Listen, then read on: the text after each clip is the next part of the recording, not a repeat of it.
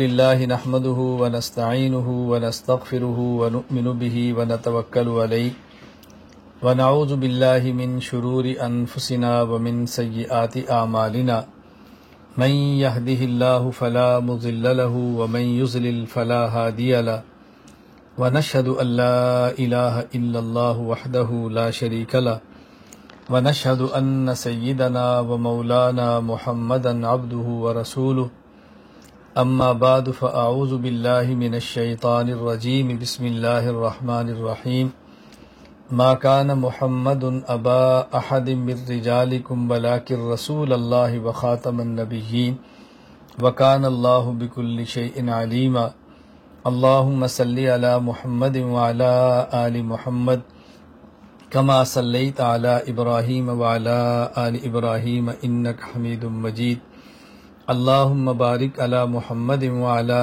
آل محمد كما باركت على إبراهيم وعلى آل إبراهيم إنك حميد مجيد۔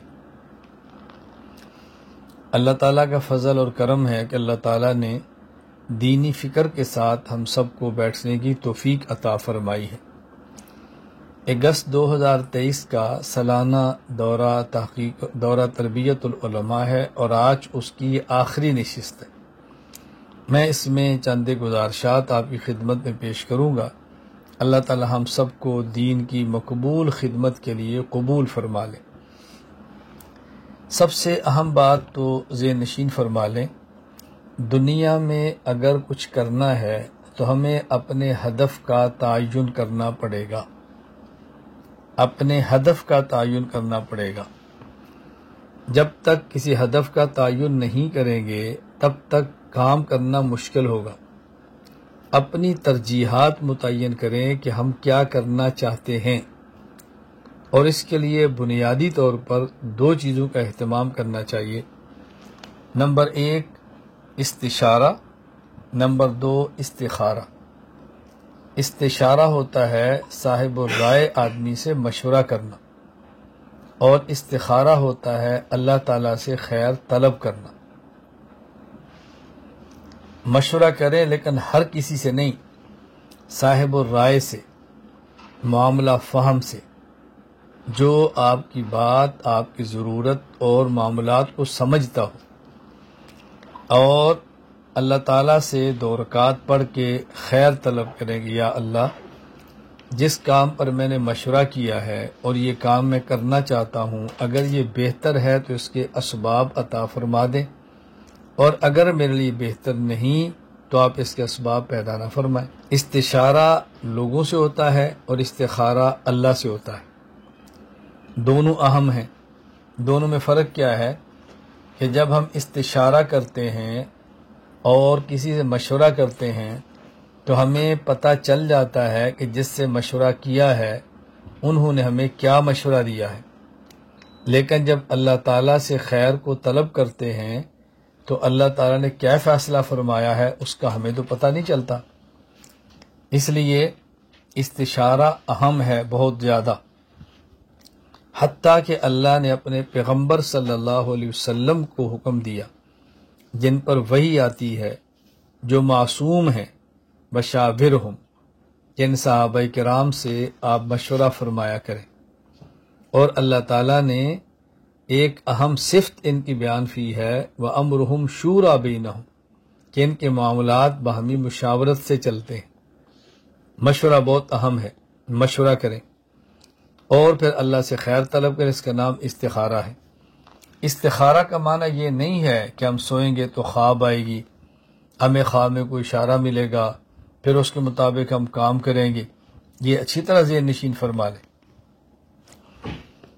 ابھی چند دن قبل میں نے تفصیل کے ساتھ محرم کے ماہ میں حضرت حسین رضی اللہ تعالی عنہ کی شخصیت، آپ کی خدمات، واقعہ کربلا کا پس منظر اور آپ کی ذات مبارکہ پر ہونے والے اعتراضات کے جوابات پر مشتمل 3 دن ہر روز 2 گھنٹے 6 گھنٹے کا بیان کیا۔ انشاءاللہ تفصیل سے آپ کے ساتھ آئے گا، کتاب بھی چھپ جائے گی۔ تو اس میں ایک بات تھی کہ حضرت حسین رضی اللہ تعالی عنہ نے استخارہ کیا، ایک بندہ مجھ سے سوال کر رہا ہے کہ جب آپ نے استخارہ کیا تو اس کے بعد بھی آپ کیوں گے؟ میں نے کہا استخارہ کا معنی سمجھے تو پھر کبھی آپ کو اشکال ہی پیدا نہ ہو۔ استخارہ کا معنی ہوتا ہے اللہ سے خیر کو طلب کرنا، باقی اللہ نے فیصلہ کیا فرمایا وہ تو ہمیں پتہ نہیں ہے۔ ہم مشورہ کریں اور دیانتداری کے ساتھ جس کو بہتر سمجھتے ہیں وہ کریں اور اللہ سے خیر طلب کر لیں۔ خیر استشارہ اور استخارہ کر کے ہدف کا تعین کریں، پھر اس ہدف تک پہنچنے کے لیے کسی شخص کا انتخاب کریں، اور جس کا آپ نے انتخاب کیا ہے اس میں بنیادی طور پر 2 صفتوں کا ہونا ضروری ہے۔ نمبر 1، وہ معاملات کو سمجھتا ہو، صاحب الرائے ہو۔ نمبر 2، وہ آپ کے ساتھ مخلص ہو۔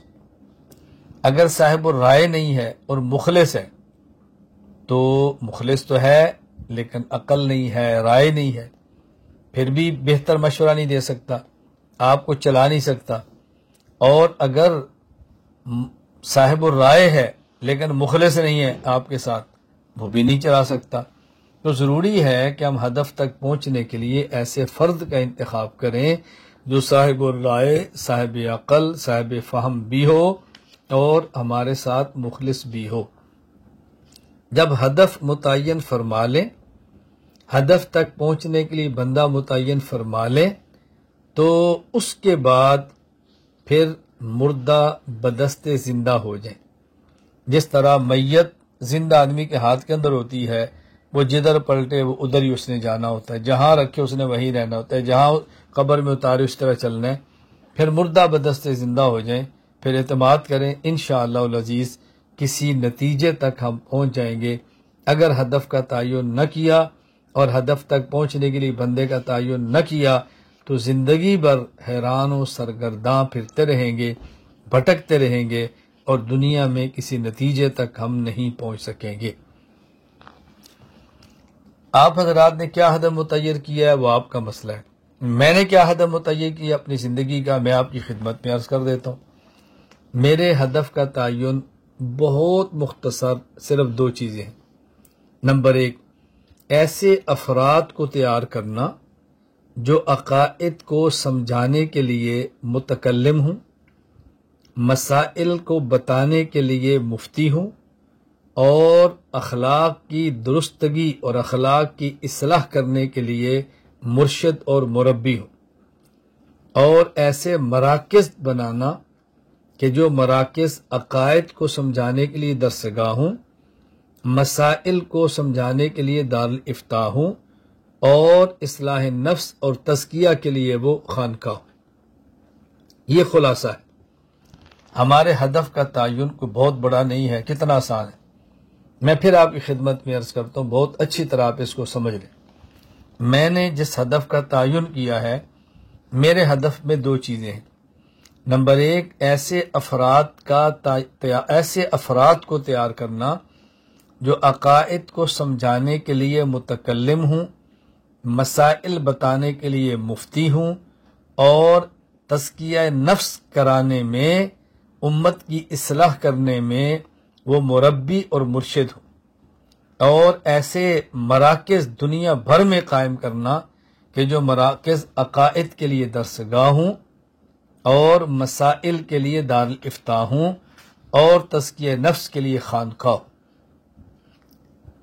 آپ حضرات میں سے جو میرے اس ہدف میں میرا ساتھ دے سکتا ہو، میں گزارش کروں گا کہ وہ میرے ساتھ رابطہ کرے اور وہ چلے۔ اس کے لیے آپ مال دے سکتے ہیں تو مال دیں، اپنے آپ کو پیش کر سکتے ہیں تو پیش کریں، دعائیں فرما سکتے ہیں تو دعائیں کریں، جو بھی آپ حضرات راستہ اختیار کر سکتے ہیں فرمائیں، اگر آپ کو سمجھ آ جائے کہ ہمارے ہدف کا تعین کیا ہے اور میں کیا کرنا چاہتا ہوں۔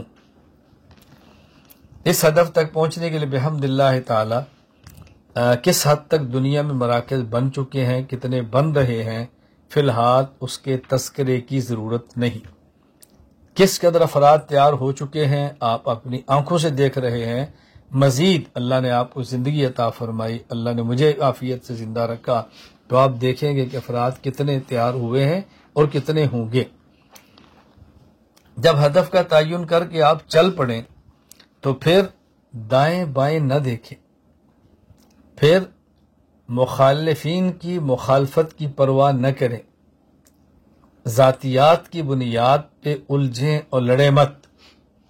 بہت سے لوگ آپ پر اعتراض کریں گے، تنقید کریں گے اور آپ کے جذبات سے کھیلنے کی کوشش کریں گے، آپ کے جذبات کو ابھاریں گے۔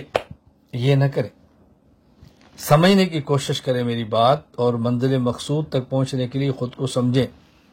میں سمجھانے کے لیے ایک بات عرض کیا کرتا ہوں کہ اگر کسی شخص نے ایئرپورٹ پہ جانا ہو اور اس کی فلائٹ کا وقت کم ہو اور وہ گاڑی پہ نکلنے لگے اور کوئی شخص اس کو گالی دے اور وہ اتر کے گالی کا جواب دے، یا اس کے دست و گریبان ہو لڑنا شروع کرے اور اس کو اپنی فلائٹ کے مس ہونے کا خطرہ ہو، میں کچھ الفاظ بولتا ہوں آپ کی اصطلاحات کے لیے، وگرنہ میں الفاظ نہیں بولتا۔ اس کو خدشہ ہو کہ اگر میں اسے الجھا تو میرا جہاز چلا جائے گا اور میں جہاز میں سوار نہیں ہو سکوں گا، وہ بندہ اس سے الجھے گا نہیں۔ اگر اس کا ڈرائیور الجھنے کی کوشش بھی کرے گا تو وہ کہے گا یار اس لڑائی کو چھوڑ، ہمارا جہاز نکل جانا ہے، اس لڑائی کو چھوڑ، ہمارے جہاز نے چلا جانا ہے۔ آپ اپنے جہاز کے چلے جانے کے خدشے سے اپنے اوپر ہونے والی گالی برداشت کر لیں گے اور اپنے اوپر کیا جانے والا تھوک برداشت کر لیں گے، اس لڑائی میں نہیں پڑیں گے، اس لیے کہ میرا جہاز چلا گیا تو آئندہ جہاز ملے گا نہیں، دن لگ جائیں گے یا مہنگا ملے گا، خرچہ بہت ہوگا۔ تو اسی طرح ہدف کا تعین کر کے جب ہم دوڑیں گے تو لوگ گالیاں بھی دیں گے، برا بھلا بھی کہیں گے، الزامات بھی لگائیں گے۔ ہر الزام کا ہم جواب نہیں دے سکتے، ہر بندے کی تنقید کا جواب نہیں دے سکتے، ہر بندے سے لڑ نہیں سکتے۔ خاموشی سے اپنے کام میں لگے رہیں، ایک وقت آئے گا آپ ہدف تک پہنچ جائیں گے اور الزام لگانے والے لگاتے رہیں گے اور آپ کی بڑھتی ہوئی رفتار کو دیکھتے رہیں گے۔ اس کا بہت زیادہ اہتمام فرمائیں، وگرنہ الجھنیں پیدا ہوں گی۔ جب لوگ آپ کام کرنا شروع کریں اور اعتراض کریں، اس کا حل اپنی ذات پر ہونے والے اعتراضات کا جواب نہیں، اس کا حل کام کی رفتار کو بڑھا دینا ہے، کام کی رفتار کو بڑھا دیں۔ مجھے ایک بار میرے ایک شاگرد نے، یہ تو کئی بار ہوتا ہے لیکن ایک بات میں بطور واقعی بتا رہا ہوں، مجھے اس نے رابطہ کیا اور کہا استاد جی ہمارے علاقے میں بعض لوگ آپ کی ذات پر اور اس کام پر بہت اعتراض کرتے ہیں، کیا جواب دیں؟ میں نے کہا بیٹا کام تیز کر دیں، کام کی رفتار بڑھا دیں۔ جب تک آپ کام نہیں کریں گے تب تک لوگ آپ کو برا نہیں کہیں گے، اور جب آپ کام کریں گے تو لوگ آپ کو برا کہیں گے۔ اگر یہ بات برداشت کر سکتے ہیں تو کام کریں، اگر یہ بات برداشت نہیں کر سکتے تو کام نہ کریں۔ جب تک آپ کام نہ کریں، بہت اچھے بچے ہیں، بہت شریف بچے ہیں اور بہت نیک ہیں، آپ تو کسی کچھ کہتے ہی نہیں ہیں، لیکن جب آپ نے کام شروع کر دیا، آپ کو لیڈر بننے کا شوق ہے، پیسے اکٹھے کرنے کا شوق ہے، شہرت کا شوق ہے، ہم ان کو جانتے ہیں، یہ ساری باتیں آپ سن سکتے ہیں تو کام کریں، نہیں سن سکتے تو پھر یہ کام نہ کریں۔ میں اس سے بڑی آپ کی خدمت میں مثال کون سی پیش کروں کہ رسول اکرم صلی اللہ علیہ وسلم جب تک اعلان نبوت نہیں فرمایا، جب تک اللہ کی توحید کا ڈنکا نہیں بجایا، تب تک ہر فرد کہتا تھا بہت نیک ہے، صادق ہے، امین ہے، شریف ہے، کیا کہنا آپ کا۔ اور جو ہی رسول اکرم صلی اللہ علیہ وسلم نے توحید کا اعلان کیا اور اللہ کی وحدانیت کا ڈنکا بجایا تو وہی لوگ جو آپ کو اچھا کہنے والے تھے اسی مجلس میں آپ کے خلاف بول اٹھے، تب اللہ کا یا محمد الہذا جماعتنا، تو نے ہمیں اس لیے بلایا تھا، تو نے ہمیں اس لیے بلایا تھا، اس لیے بلایا تھا میں۔ یہاں بات سمجھیں، حضور اکرم صلی اللہ علیہ وسلم نے مشرکین مکہ کو جمع فرمایا اور آپ نے فرمایا اگر میں تمہیں کہہ دوں اس پہاڑ کے پیچھے فوج ہے، شب خون حملہ کرے گی، رات کو حملہ، مانو گے؟ نظر تو نہیں آ رہی تھی نا، پھر بھی کہا جی مانیں گے۔ میں اپنی بات میں سمجھانے کے لیے اپنے الفاظ میں بات کہہ رہا ہوں، انہوں نے کہا ہماری آنکھیں دھوکہ کھا سکتی ہے، محمد تیری زبان دھوکہ نہیں کھاتی صلی اللہ، آپ سچ بول رہے ہیں۔ آپ نے فرمایا جب تمہیں اتنا یقین ہے کہ میں سچ بولتا ہوں تو پھر تم لا الہ الا اللہ کہو، یہ کہو۔ تو اس کے لیے وہ تیار نہیں ہوئے اور الٹا کہا تبا لک یا محمد لہذا جماعتنا۔ اب میں اس کا ترجمہ بھی کرنے کی سخت نہیں رکھتا کہ میں کیا ترجمہ کروں کہ ابو لہب نے کیا رسول اللہ صلی اللہ علیہ وسلم کو کہا تھا، لیکن رسول اکرم صلی اللہ علیہ وسلم نے ابو لہب کے تبا لک یا محمد کا جواب نہیں دیا، آپ خاموش رہے اور اپنے کام میں لگے رہے۔ اللہ نے جواب دیا تبت یدا ابی لہب وتب، ابو لہب تیرے ہاتھ ٹوٹے، تو برباد ہو، میرا محمد تو کام کرے گا۔ رسول اکرم صلی اللہ علیہ وسلم کے لخت جگر کا انتقال ہوتا ہے اور لوگ کہتے ہیں اس کا بیٹا مر گیا، یہ تو ابتر ہے، مقتوع نسل ہے، ہم پنجابی میں کہتے ہیں اوتر نکھتر الیاذ باللہ، اس کا تو ہوگا کچھ نہیں۔ حضور نے جواب نہیں دیا، اللہ نے فرمایا ان شانئک ھو الابتر، پیغمبر آپ اپنے کام میں لگے رہیں، آپ کے دشمن کی جڑیں کٹ جائیں گی، ان کی نسلیں مٹ جائیں گی اور آپ کا نام زندہ رہے گا۔ ہم نبی کے وارث ہیں، رسول اللہ صلی اللہ علیہ وسلم کے وارث ہیں، اگر ہم اپنی ذات پر ہونے والے اعتراضات ہی کو سنبھالتے رہیں گے، اسی کیچڑ اچھالنے والوں کو جوابات ہی دیتے رہیں گے، ہمیشہ اپنی صفائیاں دیتے کر وضاحتیں کرتے رہیں گے، تو نتیجہ کیا نکلے گا؟ ہم الجھ کے رہ جائیں گے۔ اور جب ہم اس کو چھوڑ کے کام میں لگے رہیں گے تو گالیاں دینے والے گالیاں دیتے رہیں گے، برا کہنے والے برا کہتے رہیں گے، تنقید کرنے والے کرتے رہیں گے، اور ہم اپنے کام میں لگے رہیں گے۔ پھر ایک وقت آئے گا، اندازہ ہوگا کہ وہ اپنے مشن میں کامیاب ہیں یا ہم اپنے مشن میں کامیاب ہیں۔ اپنے کاس کو دیکھیں، یہ ہمیشہ بات دے نشین فرما لیں۔ حضور اکرم صلی اللہ علیہ وسلم کے شاگرد، نبی پاک صلی اللہ علیہ وسلم کے صحابہ رضی اللہ عنہم جو معیار حق ہیں اور مزاج نبوت کو سمجھنے والے ہیں، کیا وہاں آپ نے نہیں دیکھا کہ صحابہ کرام کا مزاج کیا تھا؟ صحابہ کرام کام میں لگے ہیں یا کیا فرماتے؟ مجھے ابھی بالکل چند دن قبل کی بات ہے، ایک شخص نے مجھ پر تنقید کی اور بڑی کڑی تنقید کی، اتنی سخت تنقید کی کہ شاید برداشت کرنا آپ کے بس میں نہ ہو۔ میں تنقید سن رہا تھا اور مسکرا رہا تھا، اور میں چونکہ سفر پر تھا اور لوگ دیکھ رہے تھے، کلپ سن رہے تھے، مجھ سے رابطہ کر رہے تھے۔ میں نے کہا ایک بات یاد رکھو، رسول اللہ صلی اللہ علیہ وسلم کے شاگرد صحابہ یہ ہمارے لیے معیار حق ہے۔ نبی پاک صلی اللہ علیہ وسلم کے صحابی حضرت ابو بکر صدیق رضی اللہ تعالی عنہ اور ایک اور صحابی، دو صحابی آپ کی خدمت میں آتے ہیں، اور ایک رسول اللہ صلی اللہ علیہ وسلم کے سامنے بیٹھ کر دوسرے کے بارے میں شکایت کرتا ہے اور یہ خاموش ہے۔ تو نبی پاک صلی اللہ علیہ وسلم کی شکایت سن رہے ہیں اور مسکرا رہے ہیں۔ تھوڑی دیر بعد غالباً ابو بکر صدیق رضی اللہ عنہ تھے، انہوں نے جوابات دینے شروع کیے، تو رسول اللہ صلی اللہ علیہ وسلم کے چہرے انور پر کچھ ناگواری آئی۔ پوچھا یا رسول اللہ، آپ کے چہرے پر ناگواری؟ فرمایا جب تک تم خاموش تھے تمہاری طرف سے فرشتے دفاع کر رہے تھے، جب تم نے بولنا شروع کیا تو فرشتوں نے دفاع کرنا چھوڑ دیا۔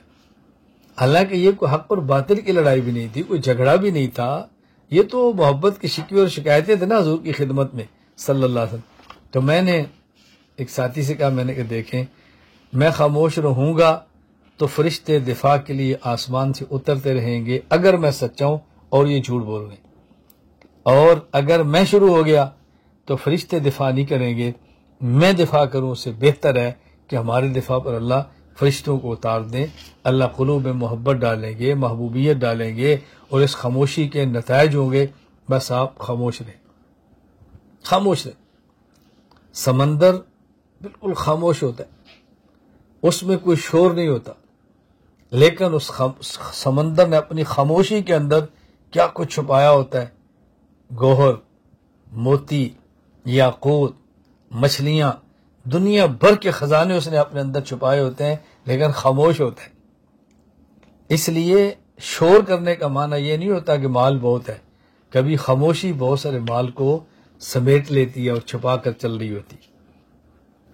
میں نے عرض کیا سب سے پہلے اپنے ہدف کا تعین کریں، ہدف تک پہنچنے کے لیے ایک فرض کا تعین کریں، فرض کے تعین کے بعد مردہ بدست زندہ بن جائیں اور اپنے اوپر ہونے والی تنقید کو برداشت کریں۔ اگر آپ نے کام کرنا ہے تو کام کی لذت دیں۔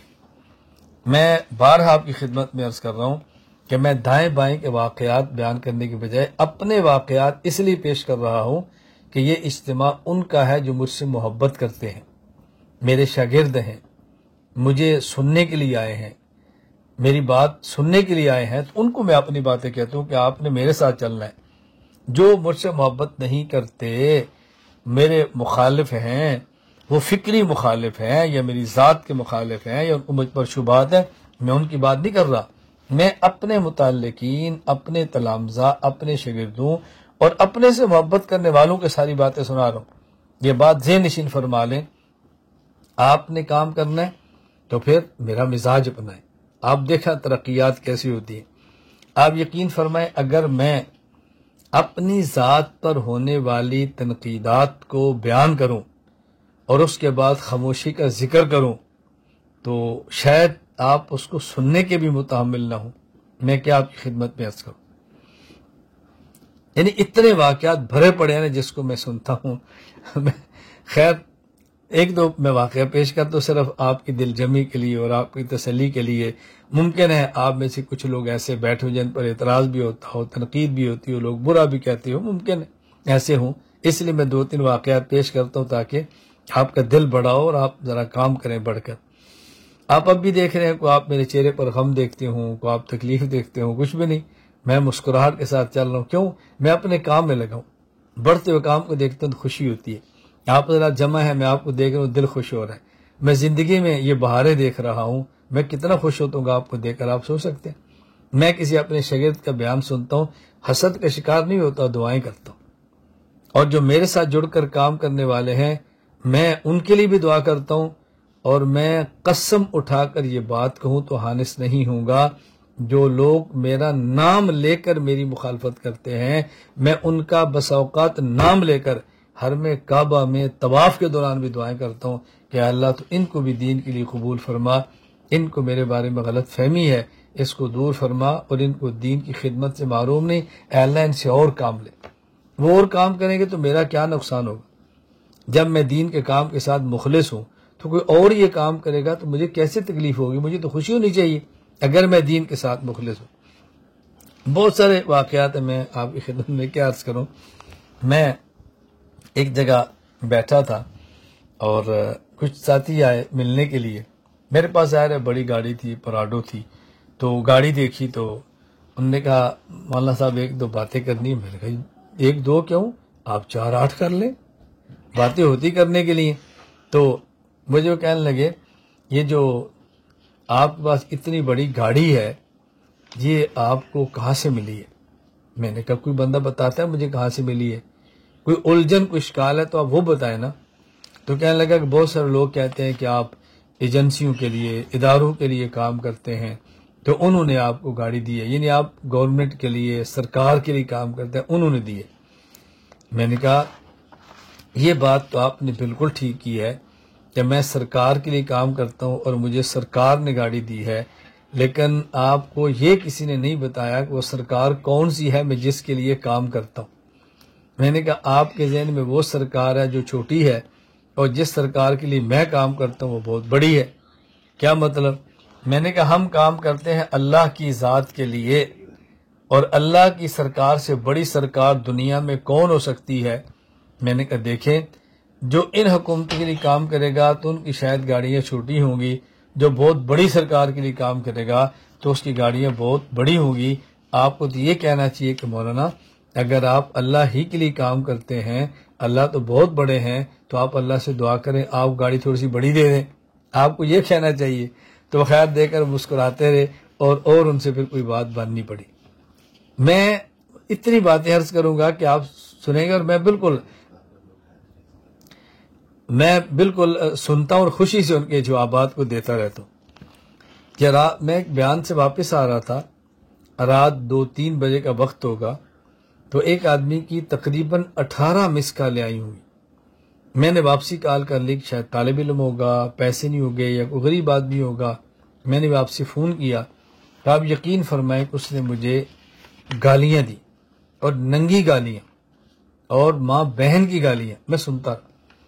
جب اس نے مجھے کچھ گالیاں سنا دی تو میں نے واپسی بڑے پیار سے اس کو پوچھا کہ بیٹا آپ نے گالیاں ہی دینی تھیں یا کوئی کام بھی تھا؟ تو مجھے کہتا ہے مجھے آپ کی بیٹی کا رشتہ چاہیے۔ میں نے اس سے بڑے تحمل سے میں نے کہا بیٹا آپ غیر مقلد تو نہیں ہو؟ مجھے کہتا جی کیوں؟ میں نے کہا اس لیے کہ سمجھدار آدمی ایسی بات نہیں کر سکتا، اگر کسی سے بیٹی کا رشتہ لینا ہو تو پہلے گالیاں دو پھر رشتہ مانگو۔ سمجھدار ایسے نہیں کرتا۔ اگر آپ کو رشتہ چاہیے تو ماں باپ کو بھیجیں، ہمیں مناسب لگے گا تو دیں گے، نہیں مناسب لگے گا تو نہیں دیں گے۔ گالیاں دے کر رشتہ مانگنا یہ مجھے سمجھ نہیں آ رہی بیٹا، آپ ماں باپ سے کہو کہ رابطہ کر لیں۔ آپ یقین فرمائیں کہ اسی وقت اس نے مجھے کہا کہ شیخ مجھے معاف کر دیں۔ میں نے کہا معاف تو میں نے آپ کو کیا کرنا ہے، میں کرتا ہی ہوں، میں صرف آپ کو بیٹا سمجھا رہا ہوں کہ سمجھدار بندہ ایسا کام نہیں کرتا۔ اور دوسری بات میں آپ کو شاباش دیتا ہوں کہ جو آپ کو سبق پڑھایا تھا آپ کو یاد بھی ہے اور آپ نے سنا بھی دیا ہے، تو ظاہر ہے جو سبق پڑھایا جائے گا بندہ وہی سنائے گا نا۔ اس لیے بحمد اللہ تعالی پوری دنیا میں جو میرے شاگرد ہیں اور مجھ سے وابستہ ہیں، دو لفظ یاد رکھنا، میرے شاگرد ہیں اور مجھ سے وابستہ ہیں، وہ ایسی باتیں کبھی نہیں کریں گے۔ کوئی میرا شاگرد ہی نہ ہو یا میرا شاگرد ہو اور مجھ سے وابستہ نہ ہو، وہ ایسا کام کرے میں اس کا جواب دہ نہیں ہوں۔ شاگرد اور وابستہ ہو وہ ایسا کام کبھی نہیں کرے گا۔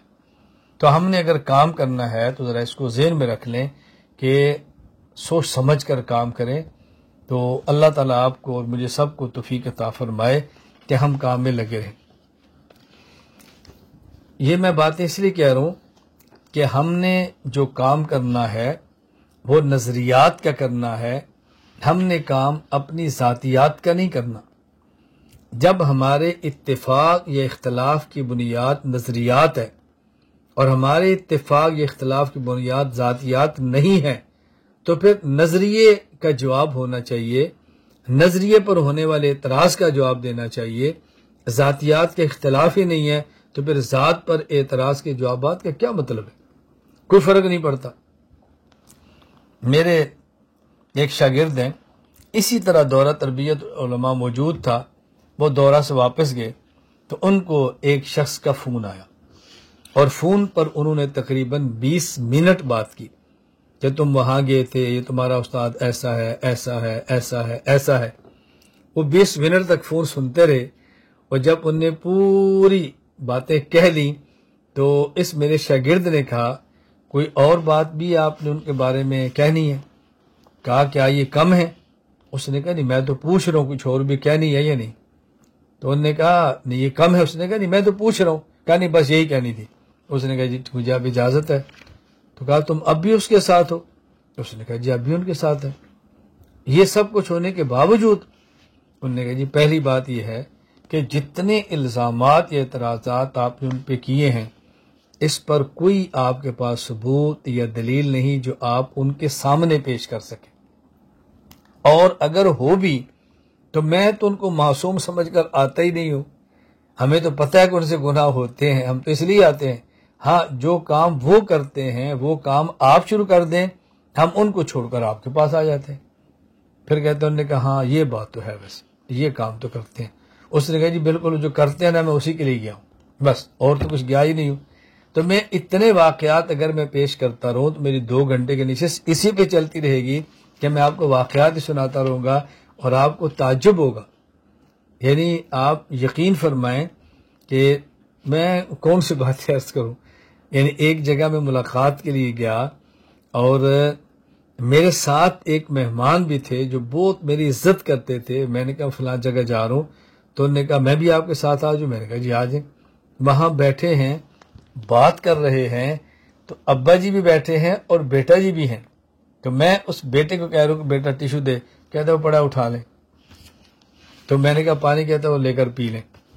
اب آپ بتائیں، انتہا ہوگی نا کسی کے سامنے مخالفت کی، لیکن میں نے کچھ بھی نہیں کیا، نہ میں نے کوئی ناگواری محسوس کی، نہ ناگواری کا اظہار کیا۔ کیوں؟ بھائی ہمارا کام تو نظریات کا ہے، ذاتیات کا نہیں ہے۔ اگر کوئی احترام کر لیتا ہے اللہ اس کو جزائے خیر عطا فرمائے، اگر نہیں کرتا تو اس کی مرضی ہے۔ میں گزارش کرتا ہوں ہم اپنا ذہن بنا لیں تو پھر کام ہوگا۔ ہمارا اتفاق یا اختلاف نظریات کا ہے، ذاتیات کا نہیں ہے۔ اور یہاں ایک بات اچھی طرح سمجھنا، یہ جو میں کہتا ہوں نا ذاتیات کا نہیں ہے، اس کا مطلب اپنی ذات ہے، اس کا مطلب اللہ کی ذات نہیں ہے، انبیاء علیہ السلام نہیں ہے، صحابہ کرام نہیں ہیں، مجتہدین نہیں ہیں، اکابرین علماء دیوبند نہیں ہیں۔ جب ان کی ذات کی باری آئے گی، ہم ان کی ذات پر ہونے والے اعتراض کا دفاع کریں گے، اخلاص سے کریں گے، اعتدال سے کریں گے، دلائل سے کریں گے، مسلسل کریں گے، سینہ تان کے کریں گے اور ڈٹ کر کریں گے۔ اللہ کی ذات پر اعتراض ہوگا تب بھی کریں گے، نبوت کی ذات پر ہوگا تب بھی کریں گے، صحابہ کی ذات پر ہوگا تب بھی کریں گے، مجتہدین کی ذات پر ہوگا تب بھی کریں گے، اپنے مشائخ اکابر علماء دیوبند کی ذات پر ہوگا تب بھی کریں گے۔ ہاں اپنی ذات پر اعتراض ہوگا تو اس کی صفائی نہیں دیں گے، لیکن اس کا معنی یہ نہیں ہے کہ ہم صفائی نہیں دیں گے یعنی کسی کو بھی نہیں دیں گے، یہ معنی نہیں ہے۔ صفائی نہ دینے کا معنی یہ ہے کہ ہر ویڈیو کا جواب، ہر کلپ کا جواب، ہر اعتراض کا جواب میڈیا پر آ کر ریکارڈنگ کراتے پھرے، ایسا نہیں ہوگا۔ ہاں جو ہم سے تعلق والا ہمارا عقیدت مند ہے وہ اعتراض کرے گا سمجھنے کے لیے تو اس کو جواب ضرور دیں گے۔ اعتراض کرنے والے آدمی دو قسم کے ہوتے ہیں، بعض اعتراضات کرنے والے ہوتے ہیں عقیدت اور محبت کی بنیاد پر، کہ استاد جی آپ کے بارے میں کچھ لوگوں نے ایسی باتیں کی ہیں جس سے ہمیں بہت تکلیف ہوئی ہے، اگر آپ اس کی وضاحت فرما دیں تو اچھا ہوگا تاکہ بھی ہم سے بات کرتا ہم ان کو کہہ سکیں ان کو سمجھا دو۔ اور ایک آدمی اعتراض کرتا ہے برائے اعتراض، حسد اور بغض کی بنیاد پر، آپ اس کو سمجھانا چاہیں گے تو کبھی بھی نہیں سمجھا سکیں گے اور کبھی بھی آپ مطمئن نہیں کر سکیں گے۔ میں اس پر ایک سمجھانے کے لیے آپ کو مثال دیتا ہوں تاکہ بات اچھی طرح ذہن میں آئے۔ حضرت ابو بکر صدیق رضی اللہ تعالیٰ عنہ صحابہ کرام رضی اللہ عنہ مجمعین میں سے وہ شخص ہیں کہ جن کے بارے میں معروف ہے اور آپ نے سنا ہے کہ صدیق اکبر نے کلمہ پڑھا ہے اور بغیر مطالبہ دلیل کے پڑھا ہے، رسول اللہ صلی اللہ علیہ وسلم سے دلیل نہیں مانگی اور کلمہ پڑھا ہے۔ اور جب ہم تاریخ دیکھتے ہیں اور سیرت صدیق اکبر کا مطالعہ کرتے ہیں تو ہمیں پتہ چلتا ہے کہ ابو بکر صدیق رضی اللہ تعالیٰ عنہ نے دلیل مانگی ہے رسول اکرم صلی اللہ علیہ وسلم سے۔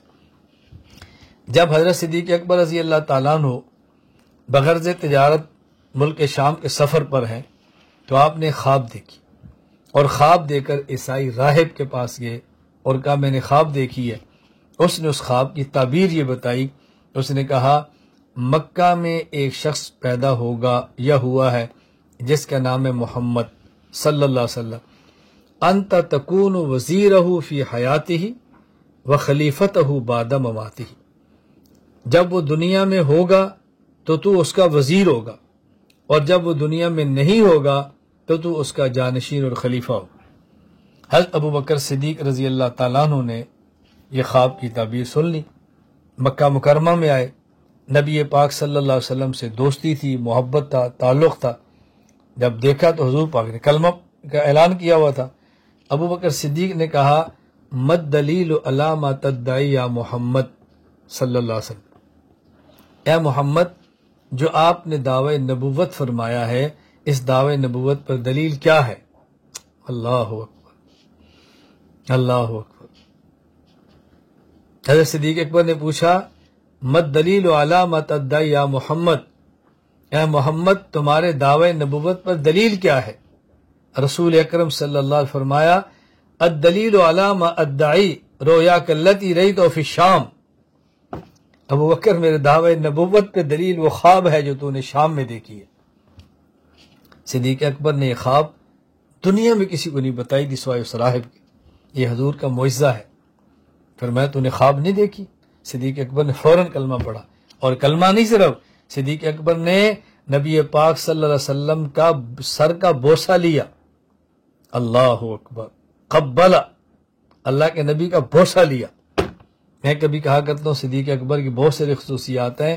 ایک بہت بڑی خصوصیت یہ ہے کہ جب کلمہ پڑھ کے حضور کے حلقے میں شامل ہوئے اور جب پہلی نظر اللہ کے نبی پر اس طرح پڑی ہے، جب کلمہ پڑھا ہے تو صدیق نے حضور کی پیشانی کا بوسہ لیا، اور جب اللہ کے نبی کو صدیق نے دنیا سے رخصت کیا ہے تو حضور کا بوسہ لیا.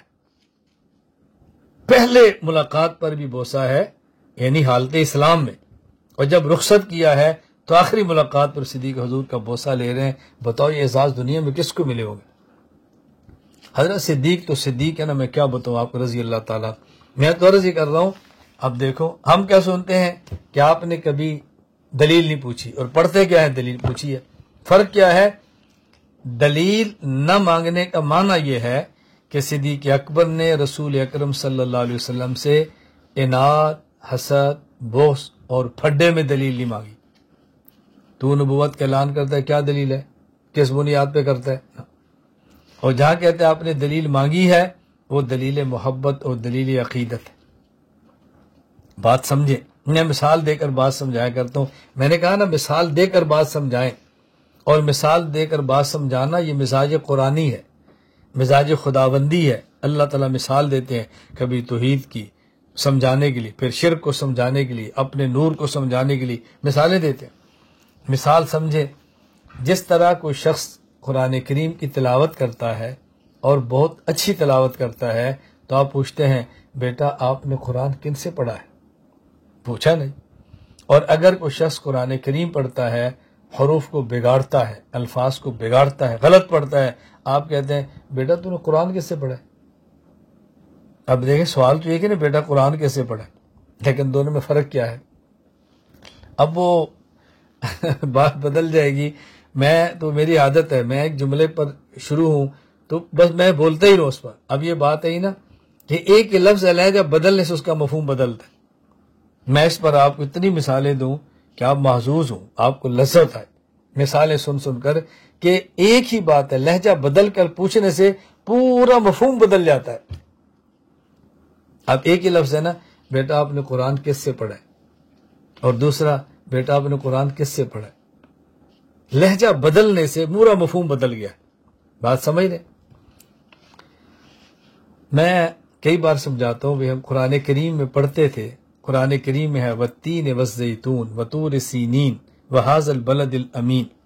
اللہ تعالیٰ نے انجیر کی قسم اٹھائی. اب ہم جو انجیر پاکستان میں دیکھتے ہیں اور بچپن سے دکانوں پہ دیکھ رہے ہیں، وہ خشک ہوتی ہے، وہ سڑی سی ہوتی ہے، اور ایک دو چپکی ہوتی ہے، اندر سے رسی ڈال کے لٹکائی ہوتی ہے، ہم اس کو خرید کے کھاتے ہیں. اب ہم نے انجیر وہ دیکھی ہے. تو جب وہ انجیر دیکھتے تو جب کچھ دین سمجھ آیا، تھوڑے سے یعنی بلوغ سے اوپر نکلے، تو میں سوچتا تھا کہ اللہ نے اس کی قسم کیوں اٹھائی ہے، یعنی اس انجیر میں کیوں قسم اٹھائی. ملیشیا کا سفر ہوا، انجیر کے باغ میں گئے، وہاں سے تازہ انجیر کو لیا اور انجیر کو کھایا تو مجھے سمجھ آئی کہ انجیر کے اللہ نے قسم کیوں کھائی ہے. اب بات سمجھ، لفظ ایک ہی ہے نا. جب تک وہ انجیر نہیں دیکھی، ہم نے پاکستان میں اپنی سوکھی سڑی انجیر دیکھی تو میں سوچتا تھا اللہ نے انجیر کی قسم کیوں کھائی ہے. اور جب ملیشیا میں وہ انجیر دیکھی، خدا گواہ ہے اتنی موٹی انجیر اور ایک ایک دانہ سیدھا ایسے منہ میں، تو اسے پتہ سمجھ آیا کہ انجیر کی قسم کیوں اٹھائی. اجوا کھجور کتنی اچھی ہے، لوگ کتنے فضائل بیان کرتے ہیں اور حدیث میں ہیں.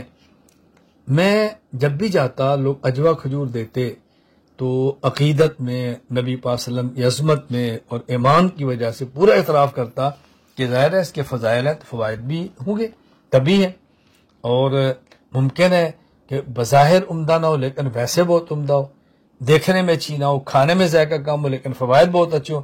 ہمیشہ میں مدینہ منورہ میں تھا، ایک ساتھی کا فون آیا کہ استاد جی آپ کو ملنا ہے، مولانا صاحب ملنا ہے. میں نے کہا یار میں نے نہیں ملنا۔ کیوں جی؟ میں نے کہا میں ایئرپورٹ جا رہا ہوں، وقت بہت کم ہے، اب ملاقات مشکل ہے، اگلے سفر میں۔ تو انہوں نے کہا میں ایئرپورٹ پہ آپ کو مل لیتا ہوں، بس آپ اجازت دیں۔ کہا ٹھیک۔ اور جب ایئرپورٹ پہ پہنچا تو مجھے اس نے ایک کھجور دی، کہا جی یہ تازہ کھجور ہے اجوا کی، آپ اس کو رکھ لیں ہدیہ۔ میں نے کہا وزن زیادہ ہے تو میں نہیں لینا چاہتا، مہربانی کرو۔ نہیں آپ رکھ لیں۔ آپ یقین فرمائیں میں نے نہ چاہتے ہوئے رکھا۔ جب میں سرگودا مرکز گھر پہنچا، کھجور کھولی اور ایک دانہ کھایا۔ پہلے جب ہمیں اجوا ملتی تھی بہت ناقص قسم کی، تو میں سوچتا تھا اس اجوا کے فضائل حضور نے کیوں بیان فرمائے۔ جب آر اجوا دیکھی تو مجھے سمجھ آئی کہ اجوا کے فضائل کیوں بیان فرمائے صلی اللہ علیہ وسلم۔ دیکھو بات تو ایک ہی ہے نا۔ میں اب بھی مدینہ منورہ سفر سے تازہ لایا ہوں، بہت اچھی اجوا ہے، لیکن اس سفر میں جو مجھے ملی عجیب اجوا ہے، اتنی لمبی موٹی اور نرم، اتنی کہ میں کیا بتاؤں آپ۔ خیر میں اس طرح کی مثالیں دیتا چلا جاؤں گا بات سمجھانے کے لیے۔ جو میرے طلبہ ہیں، میرے قریب رہتے ہیں، ان کو پتہ ہے کہ میں جب ایک لفظ پہ بولتا ہوں تو بڑے شرح صدر سے بولتا ہوں الحمدللہ۔ میں آپ کو بار بار کہہ رہا ہوں نا، میں نے صبح سمجھایا تھا رب اشرح لی صدری۔ جب آپ کو بات سمجھ آ جائے گی نا تو پھر آپ کو بات سمجھانی اور بات کرنی بہت آسان ہوگی۔ اور میں کیسے آپ کی خدمت میں عرض کروں، میرے اللہ کا بہت بڑا کرم ہے کہ میں الحمدللہ اگر آپ مجھے کوئی مضمون دیں گے، میں اس مضمون کو 1 منٹ میں بھی مختصر لفظوں میں سمجھا سکتا ہوں، اور اگر آپ مجھے اسی 1 منٹ کو پھیلانے کا فرمائیں گے تو میں 1 گھنٹے میں اس مضمون کو پھیلا بھی لوں گا۔ 1 گھنٹہ تو بہت کم ہے، گھنٹوں پر مشتمل میں بات کہہ دوں گا، الجھن کی بات نہیں، الحمدللہ بات سمجھانی چاہیے۔ خیر یہ ایک ایسا عنوان ہے، میں اس پہ چلوں گا تو بات اور لمبی ہو جائے گی۔ میں بنیادی باتیں عرض کرنا چاہتا ہوں، چونکہ وقت کم ہے، ہم اپنی بات کو سمیٹیں۔ میں نے کیا سمجھایا؟ دیکھیں میں بار بار بات دہراتا ہوں، پھر تکرار کرتا ہوں، پھر بات رہتا ہوں کہ ہمارے ذہن میں بات بیٹھے۔ میں کیا عرض کر رہا ہوں؟ اگر آپ نے دنیا میں کام کرنا ہے تو ہدف کا تعین کریں۔ ہدف کے تعین کے لیے صاحب الرائے، صاحب عقل سے استشارہ اور اللہ کی ذات سے استخارہ۔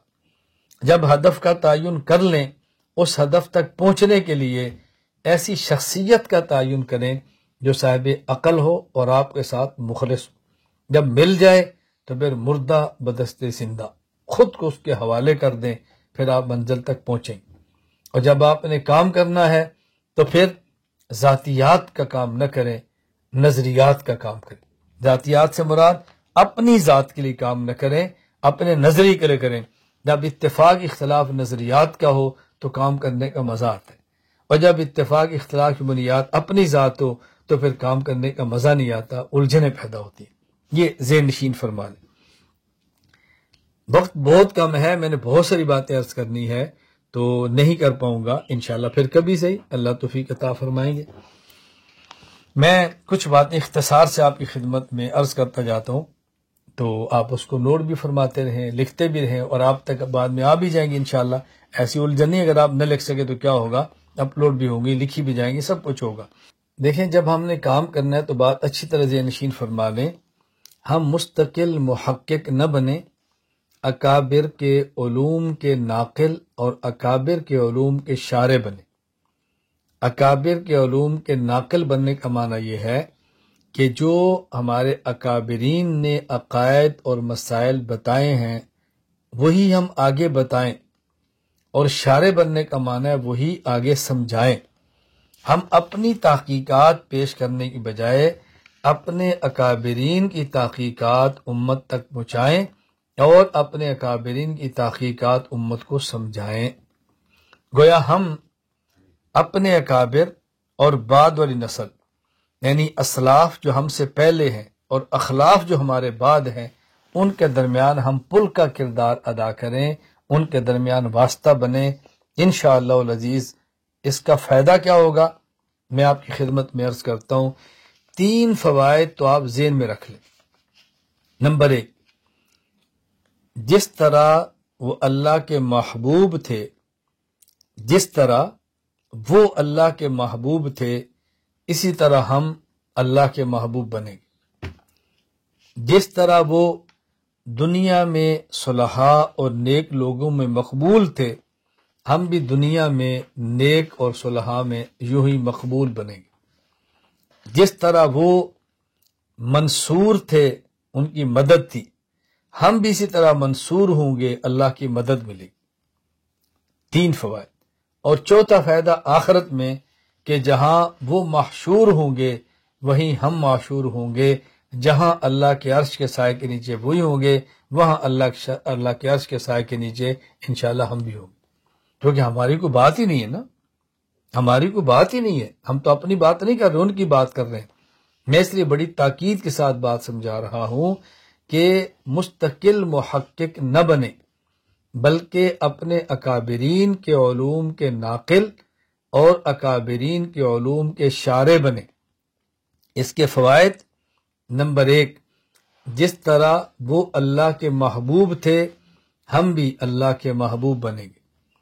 جس طرح وہ لوگوں اور نیک لوگوں کے ہاں مقبول تھے ہم بھی نیک لوگوں کے ہاں مقبول ہوں گے۔ جس طرح وہ دنیا میں منصور اللہ کے مدد یافتہ تھے ہم بھی دنیا میں منصور اللہ کے مدد یافتہ ہوں گے۔ جہاں آخرت میں وہ محشور ہوں گے وہیں ہم محشور ہوں گے، جہاں عرش کے نیچے حشر ان کا ہوگا وہیں اللہ کے عرش کے نیچے انشاءاللہ حشر ہمارا بھی ہوگا۔ آپ بتاؤ کتنے فوائد۔ یہ باتیں میری آپ ذہن نشین فرما لیں۔ میں بار بار عرض کرتا ہوں کہ بہت ساری باتیں میں کہنا چاہتا ہوں، میں بہت ساری باتیں چھوڑتا بھی چلا جا رہا ہوں تاکہ الجھن نہ ہو۔ اگر آپ کسی عقیدہ یا کسی مسئلہ پر اپنے علاقے میں کام کرنا چاہتے ہیں، اس عقیدہ اور اس مسئلہ پر سب سے پہلے اپنے اکابرین کی تحقیقات کا مطالعہ فرما لیں، ان کی تحقیقات کو سمجھ لیں اور اس کے بعد کام کریں۔ اگر اپنے اکابرین کی تحقیقات کو دیکھے بغیر، سمجھے بغیر ہم نے کام شروع کیا تو کہیں ایسا نہ ہو ہم فتنوں کے خلاف کام کرتے کرتے خود فتنہ بن جائیں، نئی راہیں روکتے روکتے خود نیا راستہ کھول دیں، امت کو بے راہ روی سے بچاتے بچاتے خود بے راہ روی کا شکار ہو جائیں۔ اس لیے اس کا بہت زیادہ خیال فرمائیں۔ میں پھر یہ بات کہہ رہا ہوں، جس عقیدہ یا مسئلہ پر اپنے علاقے میں ہم نے کام کرنا ہے، اس عقیدہ اور مسئلہ پر اپنے اکابرین کی تحقیقات کا مطالعہ فرما لیں، اپنے اکابرین کی تحقیقات کو آپ دیکھ لیں اور اس کے بعد کام کریں، انشاءاللہ العزیز بہت فائدہ ہوگا۔ وگرنہ کہیں ایسا نہ ہو ہم امت کو فتنے سے بچاتے خود ہی فتنہ بن جائیں، ہم امت کو بے راہ روی سے بچاتے خود ہی بے راہ روی کا شکار ہو جائیں، لوگوں کو دائیں بائیں سے نکالتے ہوئے کہ خود ہی ہم دائیں بائیں نہ پھیل جائیں۔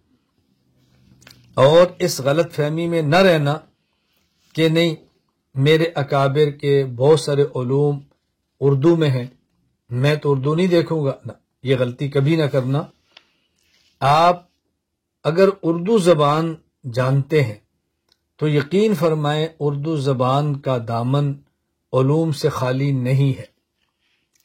بہت پرانی بات ہوگی اگر یہ بات ہوگی کہ اردو زبان کا دامن علوم سے خالی ہے، یہ میری رائے نہیں ہے، خاتم المحدثین علامہ انور شاہ کشمیری رحمہ اللہ کی مبارک رائے ہے۔ حضرت علامہ کشمیری رحمہ اللہ فرماتے کہ میں اردو زبان کی کتاب کا مطالعہ نہیں کرتا، لیکن میں نے مولانا اشرف علی تھانوی کی بیان القرآن کا مطالعہ کیا تو میری رائے بدل گئی۔ میرا خیال یہ تھا کہ اردو کا دامن علوم سے خالی ہے، مولانا اشرف علی تھانوی کی بیان القرآن پڑھنے کے بعد میرا ذہن بدل گیا۔ اب ظاہر ہے یہ ذہن تب بدلے گا نا جب آپ حضرت تھانوی کی بیان القرآن پڑھے تو صحیح۔ میں اگر آپ کی خدمت میں عرض کروں نا کہ بیان القرآن میں کیا علوم ہیں تو آپ اشش کر اٹھے۔ بیان القرآن جو کہ عوام کے لیے لکھی گئی ہے، اس کے بیشتر مقامات ایسے آ جاتے ہیں کہ میری سطح کی صلاحیت رکھنے والا ایک عام عالم اس اردو زبان میں لکھے جانے والے مقامات کو بھی پڑھنے سے قاصر ہو جاتا ہے۔ تو آپ بتائیں اس بیان القرآن کے اندر کیا علوم ہوگی۔ میں کبھی اس پر مستقل بات کروں نا، پہلے ایک آیت پڑھوں، پھر اس پہ اشکالات پیش کروں، پھر بیان القرآن سے اس کا جواب پیش کروں، تو آپ سمجھ جائیں کہ حکیم الامت تھانوی رحمہ اللہ نے کیا کیا۔ ارے اور ساری باتیں چھوڑ دیں، مجھے آپ بتائیں بانی دارالعلوم دیوبند مولانا محمد قاسم ننوتوی رحمہ اللہ تعالی کے وہ علوم جو اردو زبان میں ہیں، آپ ذرا اس کو پڑھیں، پھر سمجھائیں، پھر میں دیکھتا ہوں کہ آپ کیسے کہتے ہیں کہ اردو زبان کا دامن علوم سے خالی ہے۔ آپ ذرا پڑھیں نا۔ یعنی تعجب یہ ہے کہ حضرت مولانا محمد قاسم ننوتوی رحمہ اللہ کی کتب کو اس بنیاد پہ پڑھنا چھوڑ دیا گیا ہے کہ حضرت کی زبان بہت مشکل ہے اور سمجھ نہیں آتی۔ بحمد اللہ تعالی میں نے حضرت کی زبان کو سمجھانے کی کوشش کی ہے۔ آپ اندازہ فرمائیں صرف ایک کتاب سے کہ حضرت مولانا محمد قاسم ننوتوی رحمۃ اللہ علیہ کی تحذیر الناس کتاب ہے، اس کتاب کی ایک عبارت کی بنیاد پہ ایک بہت بڑا طبقہ پوری دنیا کے علماء دیوبند کو خارج از اسلام کہہ رہا ہے۔ اب بتائیں اس کتاب کا مطالعہ کتنا ضروری ہوگا۔ اب ہم اس بنیاد پہ اس کتاب کو نہیں کھولتے کہ اس کتاب کو پڑھنا اور سمجھنا بڑا مشکل ہے۔ میں نے بحمد اللہ تعالی ایک سفر پر جب میں ملیشیا سے پاکستان جا رہا تھا اور قطر ایئر ویز پہ تھا، تو میں نے قطر ایئرپورٹ پہ میرا غالباً 9 گھنٹے کا سٹے تھا، تو اس میں 6 یا 7 گھنٹے مسجد میں بیٹھ کے پوری تحذیر الناس کا میں نے مطالعہ کیا اور مکمل میں نے نوٹس لکھے اور پاکستان جا کے پوری کتاب کو میں نے پڑھا دیا۔ میں ابھی ایک سفر پر تھا، علماء کرام تھے، میں نے کہا مجھے آپ فرمائے میں تحذیر الناس میں جو کچھ موجود ہے میں نے جو مطالعہ اس کا کیا ہوا ہے کئی سال پہلے، مجھے فرمایا میں ابھی شروع ہو جاتا ہوں، میں بتا دو تحذیر الناس میں کیا ہے۔ ہم نے حضرات اکابرین کتابوں پر محنت کی ہے۔ میں یہ عرض کر رہا ہوں کہ اس بات کا بہت زیادہ خیال فرمائیں کہ ہمارے اکابرین نے بہت کچھ کیا ہے۔ میں کیا آپ کی خدمت میں عرض کروں۔ میں ایک بات کی وضاحت کرنا چاہتا ہوں، اچھی طرح سمجھ لیں۔ جو اس وقت لوگ میڈیا پر موجود ہیں اور ان کا تعلق اکابر علماء دیوبند کے ساتھ نہیں ہے، یا وہ علماء نہیں ہیں اور وہ کام کر رہے ہیں، وہ ٹھیک یا غلط میں اس پہ بحث نہیں کر رہا۔ میں صرف یہ عرض کر رہا ہوں کہ میڈیا پر ہیں، علماء نہیں ہیں اور کام کر رہے ہیں۔ میں صرف اتنی بات ایک واقعہ پیش کر کے عرض کروں گا، اور ممکن ہے ہم کبھی بیٹھے تمہاری ملاقات بھی ہو۔ میں یہ نہیں کہتا میں کبھی نہیں ملوں گا یا کہ میں مخالف ہوں، میں صرف سمجھانے کے لیے بات کہہ رہا ہوں۔ میں ملیشیا سفر پر تھا تو وہاں مجھے بعض احباب نے کہا کہ مولانا صاحب آپ بھی ادھر ہیں، ڈاکٹر ذاکر نائک صاحب بھی ادھر ہیں، تو کیا خیال ہے آپ کی ملاقات نہ کرا دیں؟ میں نے کہا جی کرا دیں۔ تو مجھے کہتے ہم ان سے رابطہ کر کے وقت لیں؟ میں نے کہا نہ لیں۔ تو مجھے کہتے ملاقات کیسی ہوگی؟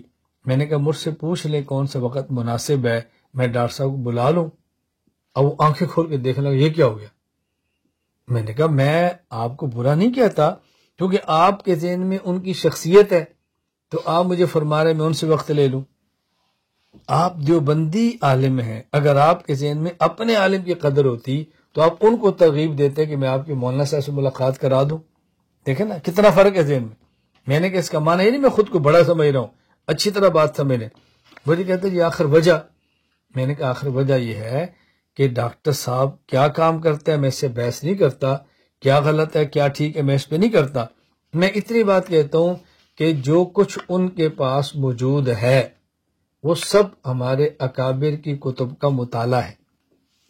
جو غلط باتیں ہیں میں وہ بات نہیں کر رہا، جو وہ مطالعہ کر کے لگے ہوئے ہیں بہت سارا مال ہمارے اکابر کتب سے لیے، تو کون سی ایسی چیز ہے جو ان کے پاس دلیل کے طور پر ہو اور ہمارے اکابرین کے پاس موجود نہ ہو؟ جب سب کچھ ہمارے پاس موجود ہے، ہاں مجھے آپ بتاؤ کہ ملیشیا فلاں عالم ہے ان کی خدمت میں چلیں گے، میں انکار کروں تو مجھے آپ کہہ دینا۔ بھئی میں آپ کو نہیں منع کرتا آپ جائیں، مجھے آپ مجبور کیوں کرتے ہیں کہ تو کیوں نہیں جاتا؟ میں آپ پر اپنی پالیسی مسلط نہیں کرتا تو آپ اپنی پالیسی میرے اوپر مسلط کیوں کرتے ہیں؟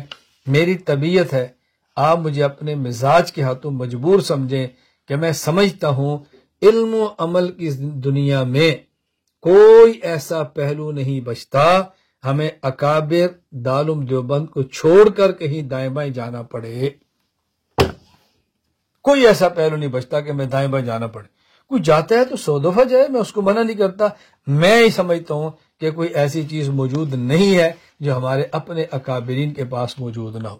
اس لیے ہم دائیں بائیں نہ جاتے ہیں نہ دائیں بائیں ہم دیکھتے ہیں. ہم نے کام کرنا ہے تو میری گزارشات، میں پھر یہ عرض کر رہا ہوں، میں باتیں ان کے لیے کر رہا ہوں جن کا مجھ سے تعلق ہے، مجھ سے محبت ہے، میرے شاگرد ہیں، میرے مرید ہیں، تو میں سب باتیں ان کے لیے کر رہا ہوں. اگر کام حق ہو، اللہ کے لیے ہو اور مسلسل ہو، اس کام پر اللہ کی مدد آتی ہے. کام حق ہو، اللہ کے لیے ہو اور مسلسل ہو، اس کام پر اللہ کی مدد آتی ہے. اگر مدد نہیں آتی، یا کام حق نہیں ہوگا، یا کام حق ہوگا اللہ کے لیے نہیں ہوگا، یا اللہ کے لیے ہوگا لیکن مسلسل نہیں ہوگا، حالات کے ڈر سے، مخالفت کے ڈر سے دل چھوٹا کر کے ہم بیٹھ گئے ہوں گے، ورنہ کیسے ہو سکتا ہے کہ اللہ تعالیٰ محنت کرنے والے بندے کی مدد کو رائیگاں فرمائے؟ ایسا نہیں ہو سکتا. اللہ کا دنیا میں نظام ہے کہ جو شخص جیسی محنت کرتا ہے اللہ اس کی محنت کا نتیجہ اس کو دنیا میں دیتے ہیں. کفر کی محنت کرے گا تو کفر نتیجے میں آئے گا، ایمان کی محنت کرے گا ایمان نتیجے میں آئے گا. اگر ایک چور اپنا دماغ لڑائے گا کہ میں نے چوری کیسے کرنی ہے، اس پر چوری کرنے کے راستے کھل جائیں گے. اور اگر ایک چور کو پکڑنے والا محنت کرے گا کہ میں نے چور پکڑنا کیسے ہے، اس پر چور پکڑنے کے راستے کھل جائیں گے. میں نے کہا جب دنیا میں دین کے چور اور دین کے ڈاکو وہ محنت کر رہے ہیں، ان پر ڈاکے کے راستے کھلے ہوئے ہیں، ہم ان ڈاکوں کو پکڑنے اور ڈکیتیاں بند کرنے پر محنت کریں گے تو اللہ تعالیٰ ہمارے اوپر ان ڈکیتیوں اور چوریوں کو پکڑنے اور بند کرنے کے راستے کیوں نہیں کھولیں گے؟ دنیا میں خدا کا نظام ہے کہ جو بندہ جس میں محنت کرتا ہے اللہ اس کو دنیا میں اس کو کھول دیتے ہیں. باقی اگر حق کے لیے ہے تو اجر دیتے ہیں، حق کے لیے نہیں ہے تو زجر ہے، حق کے لیے ہے تو ثواب ہے، حق کے لیے نہیں ہے تو عذاب ہے، باقی تو موت کے بعد ہوگی. آخر دنیا میں کافر بھی تو محنت کرتے ہیں نا، بد عقیدہ بھی تو محنت کرتے ہیں نا، بد عمل بھی تو محنت کرتے ہیں نا، ہم کیوں نہیں کرتے؟ اللہ پاک نے کتنی پیاری تعبیر اختیار کی ہے، میں کیسے آپ کو سمجھاؤں اور میں کس درد کے ساتھ یہ بات عرض کروں، کیا الفاظ لوں. اللہ تعالیٰ قرآن کریم میں کیا فرماتے ہیں؟ اللہ تعالیٰ فرماتے ہیں فَإِنَّهُمْ يَعْلَمُونَ كَمَا تَعْلَمُونَ وَتَرْجُونَ مِنَ اللَّهِ مَا لَا يَرْجُونَ. دیکھو کفر کی محنت میں اگر وہ تکلیف اٹھاتے ہیں تو تم اسلام کے لیے تکلیف اٹھا لو گے تو کیا ہے؟ وہ بد عقیدگی کے لیے محنت کر رہے ہیں اور دکھ اٹھا رہے ہیں، تم صحیح عقیدے کے لیے محنت کرو دکھ اٹھاؤ، نتیجہ وَتَرْجُونَ مِنَ اللَّهِ مَا لَا يَرْجُونَ. تمہیں خدا سے وہ کچھ ملنے کی توقع ہے جو اس کافر کو اللہ سے ملنے کی توقع نہیں، وہ پھر بھی لگا ہوا ہے. آپ کیوں نہیں کرتے؟ آپ کیوں نہیں کرتے؟ ابھی چند دن قبل کی بات ہے، مجھے ایک ساتھی نے میسج کیا، یعنی ہندوستان کے سید سلمان ندوی، انہوں نے حضرت امیر معاویہ رضی اللہ تعالیٰ عنہ اور صحابہ کرام رضی اللہ عنہ کے بارے میں کس قدر غلط باتیں کی ہیں. مولانا ذرا دیکھیں اس کو، ذرا سنیں اس کو، بڑی کڑن کے ساتھ کا سنیں اس کو. میں نے کہا انہوں نے اگر ایک گھنٹہ مغلظات کہے ہیں تو وہ آپ نے سن لیے ہیں، اور جو میں نے 6 گھنٹے حضرت امیر معاویہ رضی اللہ عنہ کے لیے مقدسات کہے تھے، آپ ذرا اس کو بھی سن لیتے. آپ نے مبرکات کو تو نہیں سنا، ان کو آپ سن لیں. بھائی حضرت امیر معاویہ رضی اللہ عنہ کے حوالے سے میں نے 6 گھنٹے گفتگو کی ہے، آپ اس کو نہیں سن رہے، اور مخالف کی 1 گھنٹے کو سن رہے. آپ گالیاں سنتے ہیں، تبرے سنتے ہیں، اور جو ہماری حق کی محنت اس کو آپ نہیں سنتے. اس کا میں کیا علاج کروں؟ جو کچھ اعتراضات سلمان ندوی نے کیے ہیں میں نے ان تمام اعتراضات کے جواب دے دیے ہیں. جو اعتراضات صحابہ کرام کی ذات پر کیے جا رہے ہیں میں ان کے جوابات دے چکا ہوں. ان کو پڑھنا اور سننا آپ کا کام ہے. آپ کیوں نہیں پڑھتے اور کیوں نہیں سنتے؟ میری بات آج آپ بڑے درد کے ساتھ میں کہتا ہوں، سن لیں. میں یہ بات ضمانت اور گارنٹی کے ساتھ کہتا ہوں. کوئی ایک شخص یہ طے کر لے کہ اس نے 1 سال تک میرے بیانات کے علاوہ کوئی اور بیان نہیں سننا، تسلسل کے ساتھ 1 سال مجھے مختلف موضوعات پہ سن لے، اس کے بعد دنیا جہان کا باطل اس کے سامنے کھول کے رکھ دینا. اگر وہ گمراہ ہو جائے، پٹری سے اتر جائے تو مجھے بتانا، اتر جائے تو مجھے بتانا. ابھی 4 دن قبل کی بات ہے، مجھے کراچی سے ایک جید عالم کا فون آیا اور ویڈیو کال ہوئی. مجھے ان نے کہا کہ مولانا میرا ایک دوست ہے دبئی میں، انہوں نے کہا اس دوست نے ان سے کہا کہ میں 8 رکعت تراویح کے بارے میں کچھ بات آپ سے پوچھنا چاہتا ہوں. تو مجھے مولانا صاحب فرمانے لگے کہ میں نے اس اپنے دوست سے کہا کہ میں یہ لنک بھجوا رہا ہوں، آپ 20 رکعت تراویح پر ان کا مکمل بیان سن لیں اور اس کے بعد پھر مجھ سے رابطہ کریں. کہا جب انہوں نے 20 رکعت تراویح پر بیان سنا تو پھر میں نے پوچھا بتاؤ. اس نے کہا میرے سارے شکوک و شبہات ختم ہو گئے ہیں، میں حیران ہوں کہ ہم کس چکر کے اندر تھے. اس نے کہا بھائی میں یہی کہتا ہوں آپ ہمارے حضرات کو سنو تو صحیح نا، سنو تو صحیح. میں اس لیے گزارش کرتا ہوں، اللہ تعالیٰ کہاں ہے 9 گھنٹے کا بیان، حضرت میر معاویہ 6 گھنٹے کا بیان، حضرت حسین بن علی 6 گھنٹے کا بیان، حضرت صدیق اکبر 6 گھنٹے کا بیان، حضرت عثمان غنی 6 گھنٹے کا بیان. اسی طرح آ رہا ہے حضرت عمر رضی اللہ تعالیٰ کے حوالے سے، حضرت حسن کے حوالے سے، بنات طیبات کے حوالے سے آ رہا ہے، آئے گا.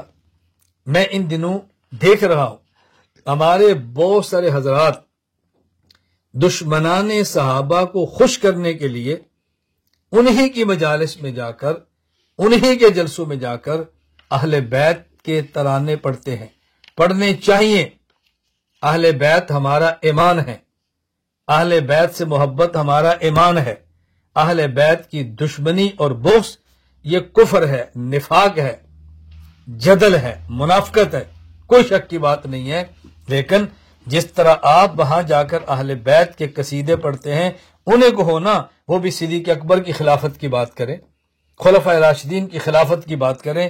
میری گزارش سن لیں، میں صاف لفظوں میں کہنا چاہتا ہوں صحابہ کرام ہمارے سر کا تاج ہیں، اہل بیت ہمارے سر کا تاج ہیں. پیغمبر پاک کی بیویاں امہات المومنین ہماری مائیں ہیں. پیغمبر پاک کی 4 بیٹیاں ہماری مقدس اور تقدس اور عقیدت کی انتہا ہیں. پیغمبر پاک کے 3 داماد ہمارے ایمان کا حصہ ہیں. اور میں کھل کے کہتا ہوں جو صحابہ پیغمبر سے عداوت رکھے اس کے نفاق میں بھی کوئی شک نہیں ہے، اہل بیت کے تقدس کے بارے میں بغض رکھے اس کے نفاق میں کوئی شک نہیں ہے. ہم اصحاب پیغمبر اہل بیت کو الگ نہیں کرتے، وہ دونوں ہمارے ایمان کا حصہ ہیں. نہ ہم رافضی ہیں ہم حضرت علی کی محبت میں صحابہ کو چھوڑ دیں، نہ ہم ناصبی ہیں کہ ہم حضرت میر معاویہ اور صحابہ کی محبت میں اہل بیت اور علی کو چھوڑ دیں. ہم ناصبی بھی نہیں، ہم رافضی بھی نہیں، ہم اہل سنت والجماعت ہیں. اہل بیت اور صحابہ سب سے ایمان رکھتے ہیں، محبت رکھتے ہیں. ان کی محبت کو ایمان سمجھتے ہیں، احسان سمجھتے ہیں، اور ان سے بغض کو کفر و نفاق سمجھتے ہیں. خدا کے لیے اللہ سے ڈرو. آپ کیوں سنتے ہو ان لوگوں کو؟ کیوں سنتے ہو؟ ہر وہ شخص جو اعتراض کرتا ہے تم سننا شروع کر دیتے ہو. میں ابھی چند دن قبل کی بات ہے، ایک مجلس میں تھا تو اس میں تقریباً کوئی 15-20 لوگ بیٹھے تھے.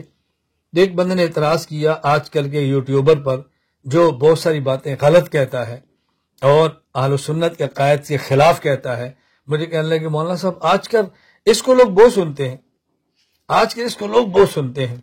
میرے ساتھ جو بیٹھے تھے میں نے کہا بھی تو کھڑا ہو اور یہ شلوار اتار دے تو آپ مجھے دیکھو گے، یہ اس کو کہا جی سارے اس کو دیکھیں گے. میں نے کہا کیوں؟ یہ بہت اچھا ہے، اس لیے کہ اس نے شلوار اتاری ہے تو سارے اسی کو دیکھو گے نا. اور بھائی جس نے بکنا شروع کر دیا ہے، بھونکنا شروع کر دیا ہے، لوگ اس کے پیچھے دوڑیں گے. یہ کون سی کمال کی بات آپ کہہ رہے ہیں؟ چھوڑیں ان باتوں کو. ہم اہل حق ہیں اور حق کو اللہ کے لیے تسلسل کے ساتھ بیان کرتے رہیں گے، یہ بات آپ ذہن نشین فرمائیں۔ میں نے اس لیے کہا کام حق ہو، اللہ کے لیے ہو اور مسلسل ہو، اللہ کی مدد اترتی۔ میں علماء کرام کی خدمت میں گزارش کر رہا ہوں، آپ نے دنیا میں جس خطے، جس ملک، جس شہر، جس گاؤں میں کام کرنا ہے، اس بنیاد پہ کام نہ کریں کہ مشرک آ گیا تو توحید شروع کر دیں، قادیانی آ گیا تو ختم نبوت شروع کر دیں، کوئی رافضی آ گیا تو صحابہ کو بیان کریں، کوئی ناصبی آ گیا تو اہل بیت کو بیان کریں، کوئی مماتی آ گیا تو حیات النبی کو بیان کریں صلی اللہ علیہ وسلم، کوئی غیر مقلد آ گیا تو اجتہاد کو بیان کریں۔ کسی کی بنیاد پر بیان نہ کریں، تسلسل کے ساتھ اپنی مساجد، اپنے علاقے میں توحید بھی بیان کریں، نبوت، ختم نبوت بھی بیان کریں، عصمت نبوت بھی بیان کریں، حیات النبی بھی بیان کریں، صحابہ اہل بیت کی عظمت بھی بیان کریں، اجتہاد و تقلید بھی بیان کریں۔ فتنوں کے آنے کا انتظار نہ کریں کہ فتنہ آئے تو شروع ہو، فتنہ آئے تب بھی کریں، فتنہ جائے تب بھی کریں۔ اگر ہماری مسجد کے سارے لوگ موحد بن جائیں توحید تب بھی بیان کریں، خدا نہ کرے سارے مشرک بن جائیں توحید تب بھی بیان کریں گے، سارا گاؤں ختم نبوت پر ایمان لے آئے ختم نبوت تب بھی بیان کریں گے، سارا گاؤں خدا نہ خواستہ ختم نبوت کا انکار کر دے ہم تب بھی بیان کریں گے، پورا گاؤں صحابہ دشمنی پہ اتر آئے الیاذ باللہ، اہل بیت کی عداوت پہ اتر آئے تب بھی بیان کریں گے، کوئی سب ان کو مان لے ہم تب بھی بیان کریں گے۔ تو اپنے عقائد کو بیان کرنے یا نہ کرنے کا مدار کسی فتنے کا آنا نہیں ہے کہ فتنے کا آنے کا انتظار کریں، فتنہ ہے تب بھی کریں، نہیں ہے تب بھی کریں۔ میں اس لیے گزارش کیا کرتا ہوں کہ ہم نے اخلاص، اعتدال اور دلائل کے ساتھ مسلسل اپنے عقائد کو بیان کرتے رہنا ہے۔ اس سے بڑھ کر میں کیا آپ کی خدمت میں عرض کروں؟ اللہ تعالیٰ ہمیں یہ بات سمجھنے کی توفیق عطا فرمائے۔ علماء کرام اپنے علم میں تعمق پیدا فرمائیں اور اپنے مزاج میں بے تکلف بنے۔ علم میں تعمق ہو اور مزاج بے تکلف۔ جب اہل علم کا علم تعمق میں آ جائے گا اور مزاج بے تکلف میں آ جائے گا تو آپ کو دین کے کام کرنے کا فائدہ ہوگا۔ تعمق کا معنی علوم گہرے ہوں، علوم گہرے ہوں، گہرے۔ ایک ہوتا ہے بہت کتابوں کا مطالعہ، نہ، گہرے علوم اور مزاج میں بے تکلفی ہو، مزاج میں سادگی ہو، اللہ کے لیے کام ہو۔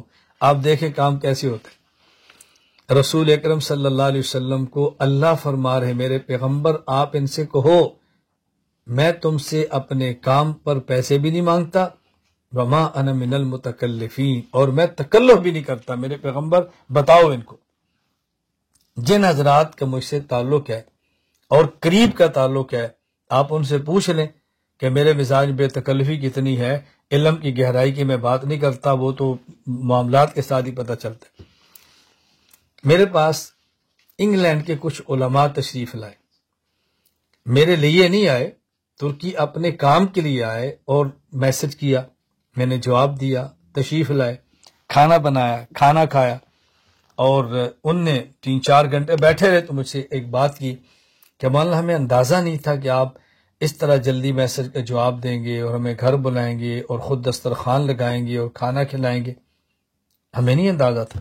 میں نے کہا مولانا میری بات آپ یاد رکھ لیں، جس آدمی کا مجھ سے رابطہ نہیں اور صرف مجھے میڈیا پر سنا ہے، میری کتابیں دیکھی ہیں، میرے بیانات دیکھے ہیں، اور وہ مجھے بہت بڑا آدمی سمجھ رہا ہے، میں تو بہت نالائق چھوٹا ہوں، میں اس کے ذہن کے مطابق کہہ رہا ہوں، اور اس مجھ سے رابطہ کرے تو رابطہ کرنے کے بعد یا تو ہمیشہ کے لیے رابطہ چھوڑ جائے گا اور یا پھر میرے علاوہ ہر جگہ چھوڑ جائے گا۔ مجھے کہتے ہیں کیا مطلب؟ میں نے کہا یا مجھے چھوڑ جائے گا یا میرے علاوہ ہر کسی کو چھوڑ جائے گا۔ یہ مطلب، میں نے کہا مطلب یہ ہے کہ مجھ سے رابطہ اتنا آسان ہے کہ جتنا ایک محلے کے مزدور سے بھی آسان نہیں ہوتا، اتنا آسان رابطہ دیکھنے کے بعد اس کے دماغ سے اہمیت ختم ہو جائے گی اور اب وہ مجھے چھوڑ جائے گا۔ تو عام آدمی، یہ تو ہمارے محلے کے امام سے کیا گزرا ہے، اور جس کا رابطہ ہو گیا اور قریب آ گیا، میں نے کہا وہ دنیا بھر کو چھوڑ جائے گا کہ یار اتنی آسان پہنچ، اتنی جلدی مسائل کا معاملہ، اس قدر آسانی، کتنی آسان سی بات ہے۔ ہمارے کتنے لوگ ہیں، میں ان واقعات پر کتنی باتیں عرض کروں گا آپ کی خدمت میں، میں تو درمیان میں اپنی باتیں عرض کرتا رہتا ہوں تاکہ آپ کو سمجھنے میں آسانی ہو اور سمجھنے میں دقت نہ ہو، آپ کو مزاج بنانا پڑے کہ ہم نے کام کیسے کرنا ہے۔ اللہ تعالی ہم سب کو بات سمجھنے کی توفیق عطا فرمائے۔ میں نے آپ کی خدمت میں عرض کیا نا، چونکہ باتیں بہت ساری ہیں جو میں کہنا چاہتا ہوں، وقت کے پیش نظر میں چن چن کے باتیں کہہ رہا ہوں۔ آپ نے اپنے عقائد اور نظریات جو آپ سے عمر میں چھوٹے ہیں، آپ سے قد میں چھوٹے ہیں، آپ سے علم میں چھوٹے ہیں، ان کو بھی سمجھانے ہیں، اور آپ نے اپنے عقائد اور نظریات جو آپ سے علم میں بڑے ہیں، قد اور شہرت میں بڑے ہیں، اور وہ لوگ جو آپ سے واقعتاً بڑے ہیں لیکن کوئی صحیح عقیدہ ان تک نہیں پہنچا یا غلط فہمی کا شکار ہیں، ان تک بھی اپنے عقائد پہنچانے ہیں، تو ان کا طریقہ کیا ہے؟ دونوں تک اپنے نظریات کیسے پہنچائیں؟ جو آپ سے چھوٹا ہے اور خود کو چھوٹا سمجھتا ہے، بات چھوٹے ہوتے ہیں لیکن چھوٹا سمجھتے نہیں، جو آپ سے چھوٹا ہے اور خود کو چھوٹا سمجھتا ہے، اس کو تو آپ عقائد پڑھائیں، اس کو سکھائیں، درسن پڑھائیں، جیسے بھی ہے۔ اور جو آپ سے بڑے ہیں، وہ ہیں بھی بڑے اور خود کو سمجھتے بھی بڑے ہیں، بعض بڑے ہوتے ہیں لیکن خود کو بڑا سمجھتے نہیں، بعض ہوتے بھی بڑے ہیں اور سمجھتے بھی خود کو بڑا، ان کا حق ہے، جب بڑے ہیں بڑا سمجھیں کہ اس میں کیا اشکال کی بات ہے۔ تو ان تک اپنی بات کیسے پہنچائیں؟ ان تک اپنے عقائد اور نظریات پہنچانے کا طریقہ یہ نہیں ہے کہ ان کو اپنے عقائد پڑھانا شروع کریں، اس کا طریقہ ہوتا ہے کہ ان کو کارگزاری کے طور پر اپنے عقائد عرض کریں کہ حضرت میں فلاں جگہ پر گیا اور مجھ سے ایک غیر مقلد نے اعتراض کیا، میں نے اس کا یہ جواب دیا۔ میں ایک جگہ پر گیا تو ایک بدعتی نے سوال کیا تو میں نے یہ جواب دیا۔ میں فلاں جگہ پر گیا تو ایک منکر حدیث نے سوال کیا تو میں نے یہ جواب دیا۔ اب ظاہر ہے یہ جوابات چونکہ ان کے علم میں نہیں تھے تو ان کو لذت آئی، محبت بڑھی، تو جب آئندہ جائیں گے تو وہ خود آپ سے پوچھیں گے کہ بیٹا اور کارگزاری، کبھی اور کو سفر میں کسی سے بات ہوئی ہو۔ اب دیکھو نا، آپ کے عقائد ان تک آگے، نظریات آگے، آپ کا کام ان تک آگے، اس لیے بڑوں تک اپنا کام اور اپنے کام کی کارگزاری جب بھی پہنچائیں، بڑوں تک اپنا کام جب بھی پہنچائیں تو کارگزاری کے انداز میں پہنچائیں، مطالعہ کریں کتب کا اور مزید آگے بڑھیں، تو ظاہر ان کے مطالعہ میں وسعت آئے گی۔ ایک موضوع پر کام کریں گے تو بہت سارے دلائل علم کے اندر آئیں گے اور دلائل آنے سے علم بڑھتا چلا جائے گا۔ ربانی، اللہ والے اور حق عالم کا شیوا اور حق عالم کا مزاج اور حق عالم کی طبیعت یہ ہے کہ جب اس پر علوم کھلتے چلے جاتے ہیں تو وسعت مطالعہ اور وسعت علوم اور اطلاع علی العلوم کی بنیاد پر وہ اکڑتا نہیں ہے، عجب کا شکار نہیں ہوتا، وہ تکبر نہیں کرتا، بلکہ اس پر اپنی جہالت اور کھلتی ہے۔ یعنی میں ایک کتاب کا مطالعہ کر رہا ہوں اور ایک آیت کی میں نے 2 تفسیریں دیکھ لی ہیں اور میں نے مختلف تفسیریں دیکھی، میرا علم بڑھ گیا ہے۔ اس علم کے بڑھنے سے اگر میں ربانی اور حق عالم ہوں تو عجب، کبر اور اکڑ کا شکار نہیں ہوگا، بلکہ مجھ پر میری جہالت کھلتی چلی جائے گی۔ اچھا مجھے یہ بھی نہیں پتا تھا، مجھے تو یہ بھی نہیں پتا تھا، مجھے تو یہ بھی نہیں پتا تھا، اللہ کا شکر ہے کہ اس کا پتہ چل گیا۔ یہ بات یاد رکھیں، یعنی مطالعہ کی بنیاد پہ علوم میں اضافے سے جب علماء کرام نے کام کرنا ہے تو پھر بہت زیادہ خیال فرمائیں۔ نمبر 1، ہمارے دل میں سختی نہ ہو، دل میں سختی نہ ہو۔ نمبر 2، ہماری زبان میں شدت نہ ہو۔ جب یہ 2 چیزیں آتی ہیں نا تو اس کا نقصان کیا ہوتا ہے؟ میں قرآن کریم کی آیت پڑھتا ہوں۔ اللہ رب العزت اپنے پیغمبر حضرت محمد صلی اللہ علیہ وسلم فرما رہے ہیں، لو کنت فظا غلیظ القلب لانفضوا من حولک۔ اے پیغمبر، لو کنت فظا، اگر آپ کی زبان علیاذ باللہ درست ہوئی، اور آپ کا دل ان کے لیے سخت ہوا، یہ صحابہ چلے جائیں گے؟ لنفضوا من حولک، یہ نبی کو اللہ صحابہ کے لیے فرما رہے ہیں، بتائیں میں اور آپ کس کھاتے میں ہیں، کس باغ کی مولی ہے، ہماری اوقات کیا ہے۔ اور یہ ذہن میں رکھنا، اللہ اس پیغمبر کو فرما رہے ہیں جن کو قرآن کہتا ہے انک لعلی خلق عظیم، قرآن کہتا ہے لقد کان لکم فی رسول اللہ اسوہ، قرآن کہتا ہے لم نشرح لک صدرک، قرآن کہتا ہے ورفعنا لک ذکرک۔ یہ وہ پیغمبر ہے، یہ اللہ اپنے پیغمبر کو خطاب فرما کے پیغمبر کی امت اور نبی کے ورثاء علماء کو سمجھا رہے ہیں کہ آپ نے کام کرنا ہے تو پھر دل بھی بڑا رکھو اور اپنی زبان بھی نرم رکھو، تو آپ دیکھو کس طرح آپ کے شاگردوں کا، مریدین کا، معتقدین کا حلقہ آپ کے ساتھ رہے گا۔ اللہ تعالیٰ ہمیں یہ باتیں سمجھنے کی توفیق عطا فرمائے۔ اگر کام کرنا ہے دسترخوان کو وسیع رکھے، اپنے دسترخوان کو وسعت دے، دسترخوان کی برکت سے بہت علوم پھیلیں گے، آنے والے کے کرام، آنے والے کی خدمت، آنے والے کے لیے اپنے دسترخوان کو بچھانا، خدمت و اکرام کرنا، دسترخوان کا بہت اہتمام کریں، یہ مزاج نبوت ہے۔ علماء کرام سے میں گزارش کروں گا، کام کرنا ہے تو پھر وقت کی پابندی کریں، وقت پہ بات شروع کریں، وقت پہ بات ختم کریں، جو وقت دیا اس وقت پر پہنچیں، تاخیر ہوگی تو اگلے کو اطلاع دیں۔ میں کہیں جاتا ہوں، کبھی آپ کا مجھ سے واسطہ پڑا تو آپ اس بات کو خود اپنی آنکھوں سے دیکھیں گے۔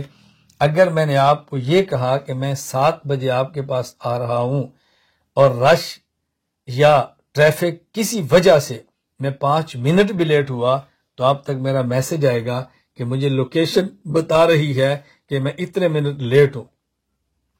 اب آپ پوچھیں گے اس کی کیا ضرورت ہے؟ ضرورت اس لیے ہے کہ آپ میزبان نہیں ہیں۔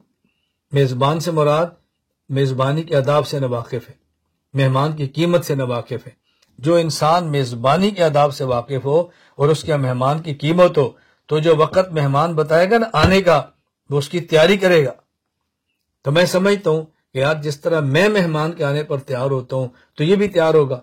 ممکن ہے میں نے 3 بجے کہا اور میں 3 بجے نہ پہنچا، ہو سکتا ہے اس نے گھر والوں کو بتا دیا ہو، اس نے اپنے بیٹے کو بتا دیا ہو دروازہ کھلا رکھنا، ممکن ہے اس کا کوئی اور عذر ہو اور اس نے انتظامات کیے ہوں، تو جب میں نے بتا دیا 5 منٹ لیٹ ہوں، وہ گھر والوں کو بتایا کہ خیر بیٹا تھوڑی دیر بعد جانا، ابھی کوئی مسئلہ نہیں، چلے میں جلدی وضو کر لیتا ہوں۔ کبھی ایسے ہوتا ہے جس کے آپ جا رہے ہیں وہ خود گھر باہر سے آتا ہے، اس نے تقاضا کرنا ہوتا ہے، اس نے وضو تازہ کرنا ہوتا ہے، جب پتہ ہے کہ آپ 3 بجے آ رہے ہیں تو وہ کھڑا ہے کہ ایسا نہ ہو کہ میں بیت الخلاء میں ہوں اور مہمان آ جائے، جب آپ کا میسج چلا گیا میں 5 منٹ لیٹ ہوں، وہ کہے کہ چلو اچھا میں ذرا 5 منٹ تیاری کر لیتا، مجھے موقع مل گیا۔ اب بتائیں کتنا فائدہ ہوا؟ یہ تو میں ایک فائدہ بتا رہا ہوں، وقت کی پابندی کریں۔ اگر کوئی جلسے پر بلائے اور دور سے بلائے اور بلا کر بیان کا وقت نہ دے، کبھی رنجیدہ نہ ہو، کبھی دل چھوٹا نہ کریں، مجھے اتنی دور سے بلایا اور بیان کرنے کا موقع نہیں دیا۔ جلسے والوں کا عذر ہوگا، کوئی ان کی مجبوری ہوگی، کوئی تقاضا ہوگا، ہم اللہ کے لیے آئے ہیں، اجر کے لیے آئے ہیں، بیان کریں گے تب بھی اجر ملے گا، نہیں بیان کریں گے تب بھی اجر ملے گا۔ اور اگر کوئی بلائے اور بلا کر بیان کا تھوڑا وقت دے تب بھی ناراض نہ ہو کہ فلاں کو وقت کم دیا، زیادہ دیا، مجھے کم دیا، کیوں؟ میری حیثیت کا خیال نہیں کیا۔ جتنا وقت دیا ہے اس کی قدر کریں، اس کا خیال فرمائیں۔ آپ یقین فرمائیں، میں اپنی آپ بیتی عرض کرتا ہوں، مجھے ایک مرتبہ کانفرنس کے لیے بلایا گیا اور چونکہ سفر بہت لمبا تھا، یعنی میرا وہ سفر جہاں تک مجھے یاد پڑتا ہے وہ 10 سے 12 گھنٹے کا کوچ کا سفر ہوگا اور رات کا سفر، میری آنکھوں میں تکلیف تھی مجھے، یعنی میں خیبر پختونخوا کے سفر پر تھا اور ڈی خان پہنچا، میرا 2 دن کا بھی دورہ باقی تھا، ایمرجنسی آگے سندھ میں ایک بڑی کانفرنس تھی، تو انہوں نے کہا مولانا ہماری خواہش ہے کہ آپ جیسے بھی ہے آپ اس میں ہیں۔ تو میں نے اپنی گاڑی چھوڑی، اپنا گارڈ چھوڑا، وہاں کے میں ایک لڑکے کو ساتھ لیا اور لمبا سفر کوچ پہ کیا، جبکہ میری آنکھوں میں تکلیف تھی۔ وہاں میں رات 2 بجے پہنچا، پھر مجھے گھر لے کر گئے، سلایا اور دوسری صبح 3 بجے اسٹیج پر لائے، 2 گھنٹے بٹھا کر کہا کہ ہمارے کچھ سیکورٹی ایشوز آ رہے ہیں اور ہم جلسہ لمبا نہیں کر سکتے تو آپ کا بیان نہیں ہوگا۔ میں نے کہا کوئی بات نہیں، میں نے آج تک محسوس نہیں کیا، کبھی ناراضگی کا اظہار بھی نہیں کیا۔ کیوں؟ میں اجر کے لیے گیا تھا، بیان کرتا تب بھی اجر تھا، بیان نہیں کیا تب بھی اجر ہے، اس میں حرج کی کیا بات ہے؟ میزبان کی مشکلات کو سمجھنا چاہیے۔ اسی طرح اگر کوئی میزبان بلائے تو آپ دیکھیں کس عنوان پہ بیان چاہتا ہے، ان سے پوچھ لیں۔ میں کہیں جاتا ہوں، میں پوچھتا ہوں میرے بیان کا عنوان کیا ہوگا، میرا بیان کتنے وقت کا ہوگا، دورانیہ، اور یہ بتائیں میرا بیان شروع کب ہوگا۔ میزبان کے لیے کتنی آسانی ہوگی۔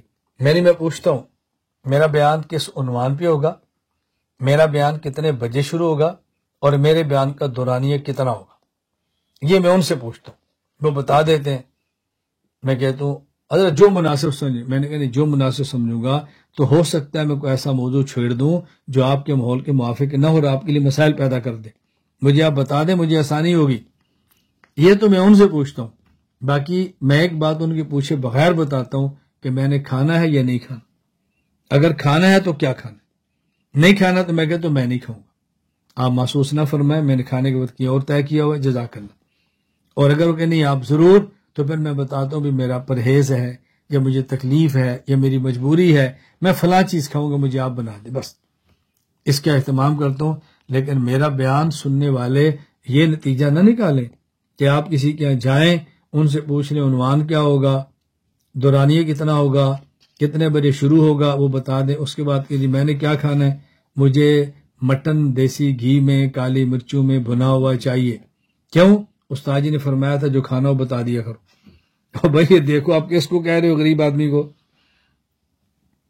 کبھی آپ پان کا آرڈر دے رہے ہیں، مجھے پان چاہیے اور کتھے والا چاہیے اور چونے والا چاہیے اور سپاری والا چاہیے۔ اس بندے کو سپاری نہ دو نا، اس بیچارے نے پتہ نہیں زندگی میں پان دیکھا ہی نہیں ہوگا، آپ ساتھ دے کر چلے جاؤ۔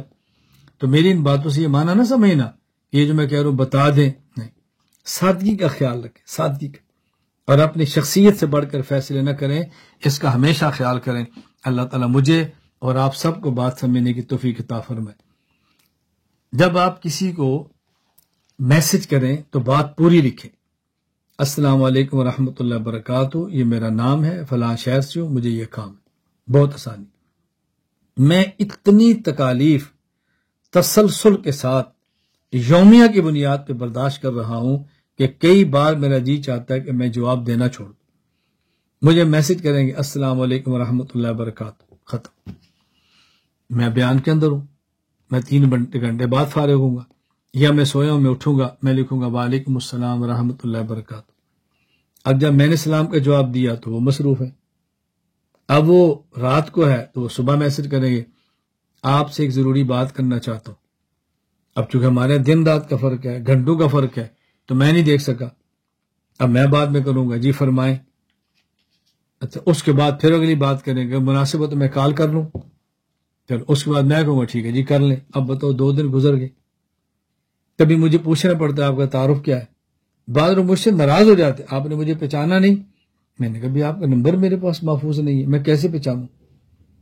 نہیں محفوظ تو تھا، میں نے کہا نمبر ڈیلیٹ بھی ہو جاتا ہے، یہ کون سی بات؟ میں کہنا یہ چاہتا ہوں آپ کے پاس کبھی میرا میسج آئے اور آپ کا میرا بے تکلفی کا تعلق ہو، مسلسل رابطہ ہو، الگ بات ہے، نہیں تو میرا آپ کو میسج آئے گا السلام علیکم ورحمۃ اللہ وبرکاتہ، جب فارغ ہو تو مجھے بتا دیں یا مجھے کال کر لیں، محمد الیاس گھمن، یا بتا دیں یا مجھے کال کر لیں، محمد الیاس گھمن، بس۔ اب کبھی اس کا جواب بھی آگے کیا آتا ہے، میں آپ کو کب کال کروں، اب میں پھر پریشان بیٹھوں، پھر دیکھوں گا، میں کہنا کر لو، ان کا پھر 2 گھنٹے بعد آئے گا آپ کا میسج آیا تو میں فارغ نہیں تھا، اب کال کر لوں، پھر وہی بات پھنسی رہی۔ جب میں نے آپ کو صاف لفظوں میں کہہ دیا ہے جب فارغ ہوں تو مجھے بتا دیں یا مجھے کال کر لیں، آپ فارغ ہیں تو فوراً کال کر لیں۔ جی میں نے اس لیے کہ شاید آپ مصروف ہوں گے، میں نے کہا شاید مصروف ہوں گا تو میں نے میسج میں لکھا نہیں کہ آپ جب فارغ کال کر لیں، میں مصروف ہوں گا تو کال دے کے واپسی کال کر لوں گا۔ خیر میں عرض کر رہا ہوں کہ جن سے میرا تعلق بہت گہرا نہ ہو میں یوں لکھتا ہوں، جب بہت گہرا ہو تو پھر میں یوں لکھتا ہوں جب فارغ مجھے کال کریں، بات ختم ہوگی۔ اللہ میں بات سمجھنے کی توفیق عطا فرمائے، تو بات پوری کرنا سیکھیں، اسے بہت الجھنیں ختم ہو جاتی ہیں۔ میری آخر میں آپ سے گزارش یہ ہے کہ دعا مانگنے کا بہت زیادہ اہتمام کریں، اللہ سے دعا مانگیں، خلوت میں جلوت، اور جن مقامات پر مسنون دعائیں ہیں وہاں پر وہی دعا مانگیں، اور باقی اپنی حاجات اللہ کے سامنے رکھیں اور اللہ سے دعائیں مانگتے رہیں۔ کسی شیخ سے بیعت کا تعلق ضرور قائم فرمائیں، اور بیعت اس شخص سے کریں جن سے آپ کا مزاج ملتا ہو اور جن سے آپ کا رابطہ ہو سکتا ہو۔ مزاج نہ ملتا ہو تب بھی بیعت نہ کریں، مزاج ملے اور رابطہ نہ ہو سکتا ہو تب بھی بیعت نہ کریں۔ بیعت کی برکات تو ممکن ہے حاصل ہو جائیں، لیکن بیعت کے فوائد حاصل نہیں ہوں گے۔ میں نے آپ سے عرض کیا کہ ہم وقت کی بہت پابندی کرتے ہیں۔ اعلان ہوا تھا 22 اگست 2023 منگل سے پیر 3 بجے آغاز ہوگا، اور 24 اگست 2023 جمعرات سے پیر 5 بجے اختتام ہوگا۔ آپ اپنی گھڑیاں دیکھ لیں اور دیکھ لیں کہ ہم نے وقت کے مطابق اجتماع کو ختم کر دیا ہے۔ میری گھڑی کے مطابق ابھی 3 منٹ باقی ہے، اس لیے ہم دعا کریں گے، اور اجتماع وقت پہ ختم ہو گیا ہے۔ اللہ تعالیٰ مجھے اور آپ سب کو بات سمجھنے کی توفیق عطا فرمائے۔ میں آخر میں پھر یہ گزارش کر رہا ہوں، توجہ رکھیں، علماء کرام اور دین کا کام کرنے والے تمام حضرات وقت کی پابندی فرمائیں۔ ہمارا سالانہ دورہ تربیت العلماء جو اگست 2023 کو منعقد ہوا، ہمارا اعلان تھا کہ ہم 22 اگست 2023 منگل سے پیر 3 بجے شروع کریں گے، اور 24 اگست 2023 جمعرات سے پیر 5 بجے ختم کریں گے۔ آپ حضرات اپنی گھڑیاں دیکھ لیں، میری گھڑی کے مطابق ابھی 2 منٹ باقی ہیں، تو ہم نے پورے وقت میں اجتماع کو شروع کیا ہے اور پورے وقت پر اجتماع کو ختم کر دیا ہے۔ لہذا مجھ سے تعلق رکھنے والے تمام علماء کرام اور دین کی خدمت کرنے والے حضرات اور دین کی خدمت کرنے والی خواتین، ماؤں، بہنوں اور بیٹیوں سے میری گزارش ہے کہ وقت کی پابندی کریں، تاکہ آپ کے اجتماعات میں آنے والے کو پتہ ہو ان کا اجتماع اتنے بجے شروع ہوتا ہے اور اتنے بجے ختم ہو جاتا ہے۔ وآخر دعوانا ان الحمد للہ رب العالمین۔ الحمد للہ رب العالمین، والصلاة والسلام علی رسولہ وعلی آلہ وصحابہ اجمعین۔ ربنا آتنا فی الدنیا حسنۃ وفی الآخرۃ حسنۃ وقنا عذاب النار۔ ربنا ظلمنا انفسنا وان لم تغفر لنا وترحمنا لنکونن من الخاسرین۔ ربنا لا تزغ قلوبنا بعد إذ هديتنا وهب لنا من لدنك رحمة إنك أنت الوهاب۔ رب اغفر وارحم وأنت خير الراحمين۔ رب اغفر وارحم وأنت خير الراحمين۔ رب اغفر وارحم وأنت خير الراحمين۔ اللهم طهر قلوبنا من النفاق وأعمالنا من الرياء وألسنتنا من الكذب وأعيننا من الخيانة، فإنك تعلم خائنة الأعين وما تخفي الصدور، فإنك تعلم خائنة الأعين وما تخفي الصدور، فإنك تعلم خائنة الأعين وما تخفي الصدور۔ اے اللہ کریم، ہم سب کے گناہوں کو معاف فرما۔ اے اللہ کریم، ہماری خطاؤں سے درگزر فرما۔ اے اللہ کریم، ہماری حاجات کو پورا فرما۔ اے اللہ کریم، ہماری مشکلات کو ختم فرما۔ اے اللہ کریم، ہمیں اپنے دین کی مقبول خدمت کے لیے قبول فرما۔ اے اللہ کریم، وہ نیک اعمال جو دین کی خدمت کے لیے ذریعہ بنتے ہیں، تقویت کا سبب بنتے ہیں، ہمیں ان کے کرنے کی توفیق عطا فرما۔ اے اللہ، وہ برے اعمال جو دین کی خدمت میں رکاوٹ بن جاتے ہیں، اے اللہ تو ان اعمال سے ہماری حفاظت فرما۔ اے اللہ تو ان اعمال سے، برے اعمال سے ہماری حفاظت فرما۔ یا اللہ، آپ نے اپنے کرم سے ہمیں ایمان کی نعمت دی ہے، یا اللہ تو ہمیں کفر سے محفوظ فرما لے۔ اے اللہ تو کفر و شرک سے ہماری حفاظت فرما لے۔ اے اللہ کفر و شرک سے ہماری حفاظت فرما لے۔ اے اللہ کریم، سنت کی نعمت دی ہے، بدعات سے ہماری حفاظت فرما لے۔ اے اللہ صحت کی نعمت عطا فرما کر بیماریوں سے حفاظت فرما لے۔ اللہ عزت کی نعمت دے کر ذلت سے ہماری حفاظت فرما لے۔ اے اللہ دولت کی نعمت دے کر غربت اور فقر سے ہماری حفاظت فرما لے۔ اللہ ہدایت کی نعمت دے کر ضلالت اور گمراہی سے ہماری حفاظت فرما لے۔ اے اللہ اہل حق کے ساتھ جوڑ کر ہمیں اہل باطل سے تو محفوظ فرما لے۔ اے اللہ کریم تا دم آخر ہمیں حقاق حق کی توفیق عطا فرما، ابطال باطل کی توفیق عطا فرما۔ اے اللہ زندگی کی آخری سانس تک ہمیں حق کو اخلاص، اعتدال اور دلائل کے ساتھ مسلسل بیان کرنے کی توفیق عطا فرما۔ اے اللہ ہمیں زندگی کی آخری سانس تک اخلاص، اعتدال اور دلائل کے ساتھ مسلسل باطل کی تردید کرنے کی توفیق عطا فرما۔ یا اللہ ہمارا مال، اے اللہ ہمارا گھر، اے اللہ ہماری اولاد، اے اللہ ہماری جان، اے اللہ سب کچھ آپ کا عطا کردہ ہے۔ اگر اللہ اس کو آپ اپنے دین کے لیے استعمال فرما لیں، قبول فرما لیں، تو یا اللہ یہ آپ کا احسان ہوگا، اے اللہ یہ آپ کا احسان ہوگا۔ اے اللہ ہم پر یہ احسان فرما دے، یا اللہ ہم پر احسان فرما دے۔ اللہ تو مجھے قبول فرما لے، میرے بچوں کو قبول فرما لے، میرے گھر والوں کو قبول فرما لے، میرے خاندان کو قبول فرما لے، میری نسلوں کو قبول فرما لے۔ اے اللہ اور جو اس دعا میں شریک ہیں، اے اللہ جو میرے تعلق والے ہیں، تو سب کو قبول فرما لے، سب کے مال کو قبول فرما لے، اللہ سب کی جان کو قبول فرما لے، اللہ سب کی نسلوں کو قبول فرما لے۔ یا اللہ اے مولا کریم، اے مولا کریم اپنے کرم سے تو ہمیں قبول فرما لے۔ یا اللہ ہم نے کتنے گناہ چھپ کر کیے، آپ نے ستاری کی چادر کو ڈال دیا۔ یا اللہ آئندہ بھی ہمیں رسوائی سے محفوظ فرما لے، دنیا اور آخرت کی ذلت سے ہماری حفاظت فرما دے۔ یا اللہ کریم جو گناہ کیے آپ کی ذات کے علاوہ کوئی نہیں جانتا، اللہ تو اس کو معاف فرما دے، اے اللہ تو اس کو معاف فرما دے۔ اور یا اللہ آئندہ ہمیں گناہوں کی لعنت سے محفوظ فرما لے۔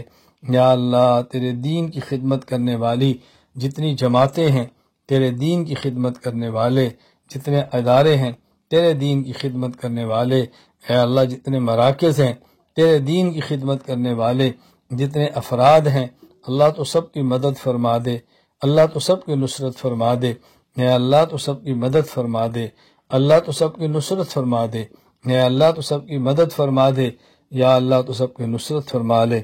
اے اللہ اہل حق کے قلوب کے درمیان تو محبتیں پیدا فرما دے۔ یا اللہ ہمیں دین کے کام کرنے والوں میں جوڑ کا ذریعہ بنا دے، دین کے کام کرنے والوں میں ہمیں توڑ کا ذریعہ بننے سے محفوظ فرما لے۔ اے اللہ جتنے لوگ آج ہمارے ساتھ شریک ہیں، جس نے دعا کا کہا ہے، اے اللہ ان کی حاجات کو پورا فرما دے۔ اے اللہ جو ہم سے دعا کی توقع رکھتے ہیں اور رابطہ نہیں کر سکے یا ان کا رابطہ نہیں ہو سکا، اے اللہ کریم اپنے فضل سے ان کی حاجات کو پورا فرما دے۔ اے اللہ جتنے والدین ہیں ان کو اولاد کی خوشیاں دیکھنی نصیب فرما دے۔ اے اللہ جتنے والدین ہیں ان کو اولاد کی خوشیاں دیکھنی نصیب فرما دے۔ اے اللہ جتنے والدین ہیں ان کی اولاد کو ان کو آنکھوں کو ٹھنڈک بنا دے۔ اے اللہ اولاد کا غم کتنا بڑا غم ہے، اے اللہ یہ تو والدین ہی جانتے ہیں۔ اے اللہ اس غموں سے محفوظ فرما لے۔ اے اللہ اور جتنے بچے ہیں، اے اللہ اولادیں ہیں، ان کو والدین کی قدر کی توفیق عطا فرما دے۔ اے اللہ ان کو والدین کے سایہ عاطفت عطا فرما دے، والدین کے سایہ شفقت عطا فرما دے۔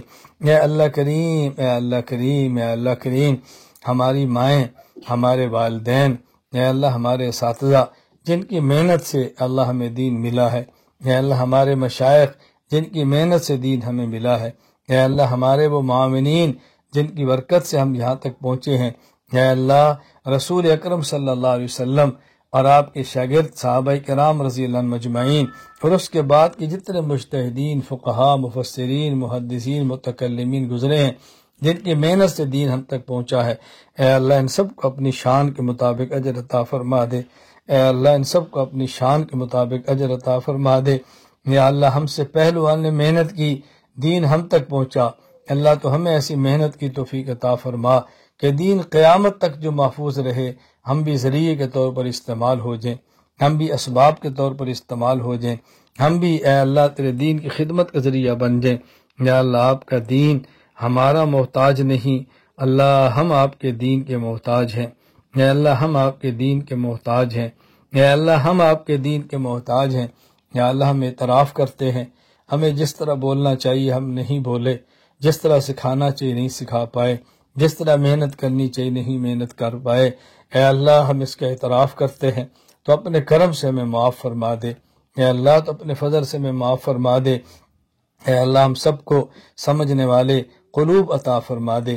اللہ محفوظ رکھنے والے دماغ عطا فرما دے۔ اے اللہ بیان کرنے والی زبانیں عطا فرما دے۔ اے اللہ کریم، اے اللہ کریم، دنیا بھر کے مسلمانوں کی حفاظت فرما دے۔ اللہ بیماروں کو صحت عطا فرما دے، مقروضوں کے قرض ادا فرما دے، ہماری جائز حاجات کو پورا فرما دے۔ یا اللہ اپنے در کا محتاج بنا کر غیروں سے غنی فرما دے۔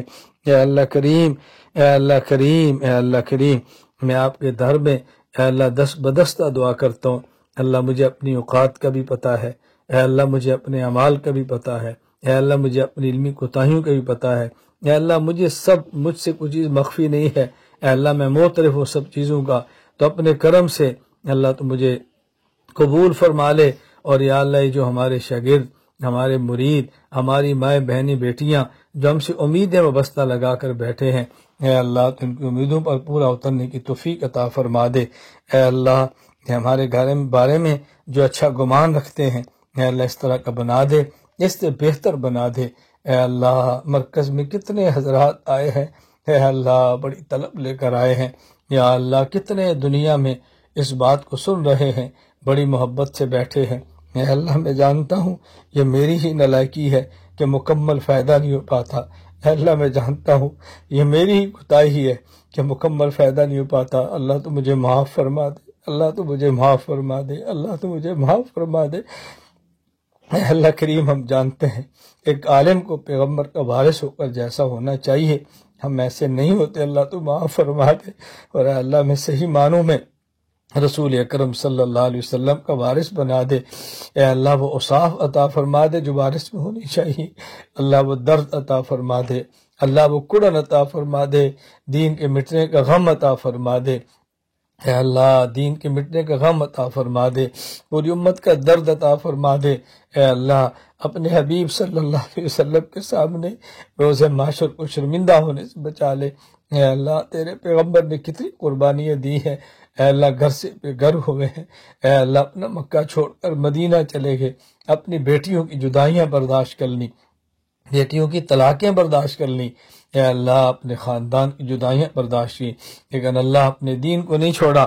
اے اللہ ہمیں علماء کو بھی اے اللہ اسی طرح اپنے دین کے ساتھ کو وابستہ فرما دے، ہماری مدد فرما دے، اللہ تو ہماری نصرت فرما دے، اپنی محبت کو یا اللہ غیاروں کی محبت پر غالب فرما دے۔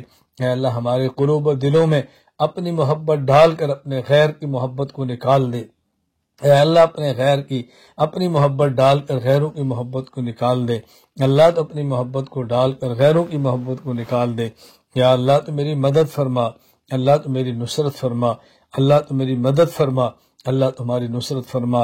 اے اللہ اس مرکز کے فیض کو پورے عالم میں عام فرما، مرکز کی جلد تعمیر کے اللہ تو اسباب پیدا فرما۔ اے اللہ کریم تیرے علم میں ہے ہم کس حد تک کام میں مخلص ہیں، جو اخلاص میں کمی ہے اللہ تو پورا فرما دے۔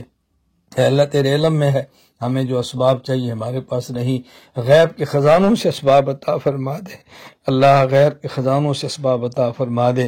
اے اللہ میں تیرے دربار میں ہاتھ باندھ کر کھڑا ہوں، پوری دنیا کے وہ افراد، پوری دنیا کے میرے بھائی، پوری دنیا کی ہماری بہنیں جو ہمارے ساتھ معاونت کرتی ہیں اور ہمارے ساتھ کھڑے ہیں، اللہ تو ان کے لیے کافی ہو جا، اللہ تو اپنی شان کے مطابق ان کو عطا فرما دے، ان کی دنیا آخرت بہتر فرما دے، اور ان کی نسلوں کو دین کے لیے قبول فرما لے۔ اے اللہ کریم، اے اللہ کریم مرکز کے ساتھ وابستہ ہر فرد کو علم، تقوی، صلاحیت، صحت، عفت، عزت، عافیت عطا فرما دے۔ اے اللہ مال، جان، اولاد، عمر میں برکتیں عطا فرما دے۔ اے اللہ کتنے حضرات نے دعاؤں کے لیے کہا ہے، ان کی بیماریوں کو دور فرما دے۔ کتنے حضرات میرے بہت قریبی تعلق والے ہیں، کچھ مالی پریشانیوں کے شکار ہیں، اللہ ان کی ختم فرما دے۔ کچھ بیماریوں کا شکار ہیں، اللہ تو صحت عطا فرما دے۔ اے اللہ کچھ کے اور مسائل ہیں، اپنے کرم سے ان مسائل کو ختم فرما دے۔ اے اللہ اپنے کرم سے ان مسائل کو ختم فرما دے۔ اے اللہ کریم اپنے کرم سے ان کے مسائل ختم فرما دے۔ اے اللہ دنیا اور آخرت میں آپ ہمارے مددگار بن جائیں۔ اے اللہ دنیا اور آخرت میں آپ ہمارے مددگار بن جائیں۔ اے اللہ کریم پھر کسی کی کیا پرواہ ہے، اے اللہ ہمارے مددگار بن جائیں، اللہ ہمارے ولی اور ناصر بن جائیں، اے اللہ ہمارے ماوا اور منجا ہے ہمارے محافظ بن جائیں۔ یا اللہ اپنے فضل و کرم سے آپ نے دعا کی توفیق عطا فرمائی، اللہ اپنے کرم سے اس کو قبول بھی فرما لے، یا اللہ اس کو قبول بھی فرما لے۔ اے اللہ تیرے علم میں ہے، میری خواہش ہے، میرا عزم ہے، میرا ارادہ ہے، جس حد تک اللہ مجھ سے ہو سکا میں اس کام پہ لگاؤں۔ اے اللہ ہماری خواہش ارادہ ہے پورے عالم میں ایسے مراکز بن جائیں جو عقائد کے لیے درسگاہ ہوں، مسائل کے لیے دارالفتہ ہوں، تزکیہ نفس کے لیے خانقاہ ہوں۔ اے اللہ ایسے افراد تیار ہو جائیں جو عقائد کو سکھانے میں متکلم ہوں، اللہ مسائل کو بتانے میں مفتی ہوں، اور اصلاح نفس اور تزکیہ اور تربیت نفس کے لیے میں مرشد ہوں، مربی ہوں۔ اللہ تو ایسے مراکز بھی دے دے، اللہ تو ایسے افراد بھی دے دے، اللہ ایسے مراکز بھی دے دے، اے اللہ ایسے افراد بھی دے دے جو موجود ہیں، اے اللہ ان کو صلاحیت عطا فرما دے، ہمیں ان کی قدر کرنے کی توفیق عطا فرما۔ یا اللہ جتنی دعائیں مانگی ہیں اپنے حبیب صلی اللہ علیہ وسلم کے صدقے اللہ تو قبول فرما لے، اے اللہ اپنے مبارک اسماء حسنہ کی برکت سے قبول فرما لے۔ اللہم انا نسألک من خیر ما سالک منہ نبیک وعبدک محمد صلی اللہ علیہ وسلم، ونعوذ بک من شر ما استعاذ منہ نبیک وعبدک محمد صلی اللہ علیہ وسلم، وانت المستعان وعلیک البلاغ ولا حول ولا قوة الا باللہ العلی العظیم برحمتک یا ارحم الراحمین۔ السلام علیکم ورحمۃ اللہ وبرکاتہ۔ اللہ تعالیٰ آپ تمام کا جو مرکز تشریف لائے ہیں آنا قبول فرمائے، اور دور دراز ممالک میں بیٹھ کے جو ہماری گفتگو سن رہے ہیں اللہ تعالیٰ ان کو بھی قبول فرمائے، مردوں کو بھی، خواتین کو بھی، ہماری ماؤں بہنوں بیٹیوں کو، سب کو اللہ قبول فرمائے۔ میں جانتا ہوں پورے عالم میں جس طرح ہمارے ساتھ مرد حضرات وابستہ ہیں، اسی طرح ہمارے ساتھ ہماری مائیں بہنیں اور بیٹیاں وابستہ ہیں، بڑی عقیدت سے، بڑی محبت سے، بڑے جذبات سے وہ کام میں لگی ہیں اور دعائیں کر رہی ہیں، اللہ قبول فرمائے۔ میں آخر میں وقت ختم ہو گیا ہے، جو حضرات جانا چاہیں بے شک جا سکتے ہیں، میں اپنی طرف سے باتیں کروں، ہمارا ٹائم پورا ہے۔ میں نے عرض کیا، میں اس لیے گزارش کر رہا ہوں کہ میں پوری دنیا میں حضرات سے اور خواتین سے گزارش کرتا ہوں، ہمارے یہاں جب بھی کوئی کورس کا اعلان ہوتا ہے شرکت کریں، کتابوں کا اعلان سے پڑھیں، مکتبہ بنا ہوا اپنے پاس چیزیں لیں، اور اس پر مسلسل ہمارے معاون بنے، کام کو آگے بڑھانے کی فکر کریں۔ انشاءاللہ پورے عالم میں اس کام نے پھیلنا ہے، بس اللہ ہم سب کو اس کا ذریعہ بنا دے۔ السلام علیکم ورحمۃ اللہ وبرکاتہ۔